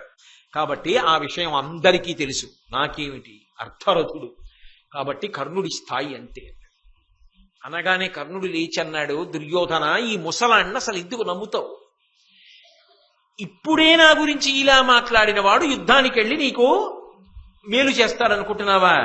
అర్జునుడితో యుద్ధం చేయలేట, పాండవుల్ని పట్టుకోట, మరి ఏం చేసి పెడతాడు నీకు? ఇలాంటి వాళ్ళని నమ్మి యుద్ధం చేస్తే ఆఖరికి మన సైన్యాన్ని పరసైన్యానికి అప్పచెప్పేస్తాడు. ఇప్పటికైనా నా మాట విని పదవిలోంచి తొలగించు, నాకీ గెలిపేమిటో నీకు నిమిషాల మీద తీసుకొచ్చి అప్పచెప్తాను. అంతేగాని ఎందుకు నమ్ముతావు ఈ భీష్ముణ్ణి అని ప్రగల్భాలు పలికాడు. పలికి పైగా అన్నాడు, ఆయన నన్ను అర్ధరథుడు అన్నాడు, నేను అంటున్నాను భీష్ముడు అర్ధరథుడు, భీష్ముడు మహారథుడు కానీ కాడన్నాడు. అసలు ఏమైనా అర్థం ఉందండి? అనగానే భీష్మాచార్యులు వారు లేచన్నాడు, ముదుకడనైన నాదు బలమున్ చలమున్ వివిధాస్త్ర శస్త్ర సంపదయును పోయి నీ గురుడు భార్గవుచే విను, అజిభూమి నాకెదిరిన వారు పెక్కెడల ఏమయరో ఎరుగన్ జగంబు నా ముదియును నీ కుమారుతనమున్ వరుసన్ విజయుండు ఎరింగెడున్. దుర్యోధన, నేను ముసలాన్ని ముసిలాడు అంటున్నావు కదూ. నేను ఒక మాట చెప్తాను విను. నాకున్న అస్త్రశస్త్ర సంపద ఎటువంటిదో, నేను ఎంత ముసలివాణ్ణో, నేను యుద్ధం ఎలా చేస్తానో, బ్రహ్మాస్త్రం కోసం పరశురాముణ్ణి ఆశ్రయించి నేర్చుకున్నావుగా, నీకు గురువేగా పరశురాముడు. వెళ్ళడుగు పరశురాముణ్ణి నేనేమిటో. ఆ పరశురాముడు ఓడిపోలా అంబ విషయంలో? మీ గురువు గారిని వెళ్ళడుగు, చెప్తాడు నేనేమిటో. నేను ముదుసలిని అర్ధరథుణ్ణి అంటున్నావుగా, నీకు పాఠం నేర్పిన గురువు గారిని అడుగు, నేనెవరో చెప్తాడు. నా చేతిలో ఓడిపోయిన ఎంతమంది రాజులు ఉన్నారో వాళ్ళని వెళ్ళడుగు, నా పరాక్రమం ఏమిటో, నా శౌర్యం ఏమిటో చెప్తారు. నువ్వు గెలిచింది ఎవరినో చెప్పు నాకు. కాబట్టి నా ముదుసలితనం ఏమిటో, నీ శక్తి ఏమిటో, నీ యవ్వనం ఏమిటో మాటల్లో కాదు, రేపు యుద్ధంలో అర్జునుడి ముందు నిలబడినప్పుడు తెలుస్తుంది. నిజం కదూ. భీష్ముడు యుద్ధం చేస్తే 2 సార్లు కృష్ణుడు రథం దిగిపోయి చక్రం పట్టుకున్నాడు. భాగవతంలో ఒకసారి చూపిస్తారు, భారతంలో 2 మాటలు జరిగింది. అంటే అర్జునుడంతటి వాడు కొట్టలేకపోతే కృష్ణుడు చక్రం పట్టుకు దిగిపోవలసి వచ్చింది. కర్ణుడు బాణాలు కాసేపు వేయకో నా రథచక్రం దిగబడిపోయిందని బతిమాలుకోవాల్సి వచ్చింది. భీష్ముడు అన్న మాట నిజమైందా? కాబట్టి రేపు పొద్దున్న అర్జునుడితో యుద్ధం చేస్తావుగా, అప్పుడు ఎవరు ముదుసలో ఎవరు ఓయిసులో ఉన్నవాడో అప్పుడు తేలుతుందిలే. ఇప్పుడు ఎందుకు అని అనుమానింపక సభలో నన్ను నీ చెప్పుకొనవలసిన నాకిమ్మి దుర్జనితుడబగు నీ ఎడ ఈసున నాకిటు పలుకవలసే సుతతనూజా. మీ అమ్మ కడుపున చెడ పుట్టావురా కర్ణ. ఎందుకంటావేమో, నేనిప్పుడు నేను పొగుడుకోలేదురా సభలో. అలా పొగుడుకోకూడదు, తప్పు. కానీ ఇవాళ నువ్వు మాట్లాడిన మాటలకి ఒళ్ళు మండిపోయి నీ మీద ద్వేషంతో అనవసరంగా నన్ను నేను పొగుడుకున్నాను మొట్టమొదటిసారి. అలా ఎప్పుడు తనని తాను పొగుడుకోకూడదు. కానీ నీ వలన నేను ధర్మం కొంచెం పక్కకొచ్చి పొగుడుకోవలసి వచ్చింది సభలో అంటే, ఎలా పుట్టావురా, మీ అమ్మ కడుపున చెడ పుట్టావురా నువ్వు అన్నాడు. ఇంకింతకన్నా ఏమనాలండి కర్ణుణ్ణి అని, ఇప్పుడే చంపేద్దాను నిన్ను, రేపు పొద్దున్న యుద్ధం వరకెందుకు, ఇక్కడే చంపేద్దాను కర్ణ. నెపమిడి యోహటించి ఇటు నీవు తొలంగిన పోవచ్చునే, కుపిత మనస్కుడై నరుడు కూల్ప క్రమంబున దొడ్డలెల్ల చన్న పిదప ఎట్లు తొచ్చెదు రణంబున, అప్పుడు చావకున్న దైన్యపు పరివారమున్ పతియునైన ఎరింగెదరెల్ల చందముల్. ఇవ్వాలంటే భీష్ముడు యుద్ధం చేస్తున్నాడు, నేను రాను, భీష్ముడు చచ్చిపోయిన తర్వాత నేను వస్తాను అని యుద్ధం చేయకుండా తప్పుకుంటున్నావు. కానీ మనందరం అర్జునుడి ముందు బ్రతుకుతాం అనుకుంటున్నావా? ఎలాగో వెళ్ళిపోతాను రా, ఆయన ముందు అందరం వెళ్ళిపోతాం, పెద్దవాళ్ళందరూ వెళ్ళిపోతారు, ఏదో కొంత సైన్యం మిగులుతుంది దీనంగా. ఎందుకు? నిన్ను నమ్ముకుని వెళ్ళాలి కాబట్టి యుద్ధానికి. అప్పుడు నువ్వు ఎడతావుగా యుద్ధానికి, అప్పుడు ఎలా తప్పించుకుంటావు? భీష్ముడు ఉన్నాడు యుద్ధానికి రానని చెప్పడానికి నీకు వంకేది? అప్పుడు వంక లేదు. ఇప్పుడంటే నా వంక చెప్పి యుద్ధం నుంచి పారిపోతున్నావు, అప్పుడు వంక చెప్పడానికి లేదు, యుద్ధానికి వెళ్ళాలి. వెళ్ళి అర్జునుడి ముందు నించో, అప్పుడు తెలుస్తాయి నీ ప్రగల్భాలు ఏమిటో, నీ పౌరుషం ఏమిటో, ఈ మాటలు ఏమిటో, ఈ కథలు ఏమిటో, అప్పుడు తెలుస్తాయి. నిన్ను నమ్ముకుని నీ వల్ల గెలిచేస్తానంటున్నాడే, ఆ గెలిచేస్తానని నమ్ముకున్న దుర్యోధనుడికి అప్పుడు తెలుస్తుంది. కాబట్టి అప్పుడు యుద్ధం చేద్దువు గాని అని అన్న తర్వాత దుర్యోధనుడు వచ్చి అయ్యో అయ్యో అయ్యో అయ్యో అలా దెబ్బలాడుకోకండి అని శాంతపరిచి, పాండవుల వైపు అతిరథ మహారథులు ఎవరో నాకు కొంచెం చెప్పన్నాడు. పాండవులు ఉత్తరుడు, అభిమన్యుడు, సాత్యకి, ద్రుపదుడు, శిఖండి, దృష్టజ్యుమ్నుడు, దుష్టకేతుడు, భోజుడు, అజుడు, ఉత్తమౌజుడు, యుధామన్యుడు, అలాగే క్షత్రదేవుడు, జయంతుడు, అమితౌజుడు, విరాటుడు, సత్యజితుడు, ఒకడేటి ఇంతమంది మహావీరులు ఉన్నారు. వీళ్ళందరి సంగతి అలా ఉంచు. ఈ కర్ణుడు ఇంతంత పెద్ద పెద్ద మాటలు మాట్లాడుతున్నాడు కదా, నిజంగా రేపు పొద్దున్న కర్ణుడు వెళ్ళి అటువంటి వాళ్ళతో యుద్ధం చేయగలడని దుర్యోధన నువ్వు అనుకుంటున్నావా? వాళ్ళతో యుద్ధం చేయడం కాదు, వీడు పేలిన ప్రేలాపనకి ఇప్పుడే చంపేద్దను. సూతపుత్ర, ఇతడు నా తల పెద్ద మోపెత్తి నమ్మియున్న ఎట్టి చోట క్రందుసేయ నాకు కాదని సైరించియున్న బ్రతికితి ఇంకా ఊరకుండా. నాకు సర్వసేనాధిపత్యం ఇచ్చావు కాబట్టి నువ్వు నమ్ముకున్న వాడిని నేను చంపేస్తే బాగుండదు, నేనే నీ పక్షం వాడితో యుద్ధం చేసినట్టుంటుందని వదిలేస్తున్నా. కర్ణ, ఇక నా ముందు నిలబడకు, పో, ఇంకా నిలబడితే చంపి అసలు పారేస్తాను. అక్కడి నుంచి వెళ్ళిపోయాడు కర్ణుడు. భీష్ముడు ఉన్నంతకాలం కర్ణుడు యుద్ధం చేయడు కాబట్టి నేను యుద్ధం చెయ్యను అని పక్కకెళ్ళిపోయాడు. పాండవులలో అతిరథ మహారథుల్ని చెప్పి భీష్ముడు ఒక మాట చెప్పాడు. వారందరూ ధర్మవైభవంబున తపస్సంపద ఎక్కుడు జనులకెల్లా ధనువు ఆరంగంబులను పరిణితులు తా కోర్తురు పరులకు ఓర్వరాని కొల్తల కలరు పెక్కులు పరాక్రమములు వేర్వేర చేసిన వీరులు ఒక్క మొగమై తాకిన వెడగందకుండునే మన సేన మున్నవమానపాటు దుఃఖపాటు కలిగి తొడరంగ వచ్చిన వారుగాన అలతిపోరు ప్రాణమ అసపడక యోపినంతయో పెనగుదురు అది సహించి నిలుచుట అరిది మనకు. పాండవులతో యుద్ధం అంటే ఏమనుకుంటున్నారో సేనాధిపతులారా, చాలా జాగ్రత్తగా ఉండండి. వాళ్ళు అపారమైనటువంటి తపస్సు కలిగిన వాళ్ళు, అపారమైనటువంటి ధర్మనిష్టాగరిష్ఠులు, అన్నిటినీ మించి ధనుర్వేదాన్ని చాలా గొప్పగా నేర్చుకున్న వాళ్ళు. మామూలుగా యుద్ధానికి వస్తేనే ఒక్కొక్కడిది ఒక్కొక్క రకమైన పరాక్రమం, ఒక్కడు చాలు. అటువంటి వాళ్ళు 5 వస్తున్నారు. 5 కలిసి రావడం ఒకెత్తు, అనేకమైన అవమానములు పడున్నారు, ఎన్నో కష్టాలు పడున్నారు. ఇన్ని అవమానములకు, ఇన్ని కష్టములకు కారణమైన వాళ్ళు ఎదురుగుండా కనపడుతుంటే వాళ్ళు వదిలిపెడతారా? వెనక్కి తిరగరు, ఒడిసి పట్టేస్తారు. అంత గొప్ప యుద్ధం చేస్తారు. మామూలు యుద్ధం కాదు, ఇప్పుడు మరీ ప్రబలిన ఉత్సాహంతో చేస్తారు. అటువంటప్పుడు మన ప్రాణాలు మనం నిలబెట్టుకోవడం, మన సైన్యాన్ని మనం కాపాడుకోవడం అంత తేలిక విషయం కాదు. ఒళ్ళు దగ్గర పెట్టుకుని శ్రద్ధతో యుద్ధం చెయ్యడం చాలా అవశ్యం. కాబట్టి అలా యుద్ధం చెయ్యండి అని చెప్పి దుర్యోధనుడి వంక తిరిగి ఒక మాట చెప్పాడు. నరుడి మానమువాడనంగవశమే నాకంత వారిందు ఎవ్వరు లేరు ఇంకను పుట్టరు ఆ పులికి దుర్వారోజ్యముండైన ఆ హరియంతోడటే ఏమి చెప్పుదు అతండా సేనలంకాచునొక్కరుడు కీటడగించు నీ బలములన్ గండీవ దుర్గాంతుడై. పాండవుల గురించి పాండవుల యుద్ధం గురించి దుర్యోధన నీతో చెప్పాను, కానీ ఒక్క మాట నీతో చెప్తున్నాను. వీళ్ళందరూ ఒకెత్తు, అర్జునుడు ఒక్కడే ఒకెత్తు. అర్జునుడు లాంటి వీరుడు ఇత పూర్వం ఈ భూమి మీద పుట్టలేదు, ఇప్పుడు భూమి మీద లేడు, ఇక ముందు పుడతాడని నమ్మకం లేదు. అంతటి మహావీరుడు అర్జునుడు. పెద్ద పులి వచ్చినట్టు వస్తాడు యుద్ధానికి, దానికి తగ్గట్టు ఆయన సారథి శ్రీకృష్ణుడు. ఇప్పుడు అర్జునుడు ఒకడే తన సైన్యాన్నంతటినీ కాపాడుకుని నీ సైన్యాన్ని మట్టు పెట్టేస్తాడు. అతను ఒక్కడు చాలు. అతనికి పోలిక చెప్పడం, అతని పరాక్రమం చెప్పడం, అతని శౌర్యం చెప్పడం నాకు కూడా చేత కాదు. అటువంటి అర్జునుడు వైరిపక్షంలో ఉండగా నువ్వు యుద్ధానికి ఎడుతున్నావు. నీ కర్మ. ఇంతకుముందు కూడా చెప్పాను, ఇప్పుడు చెప్తున్నాను.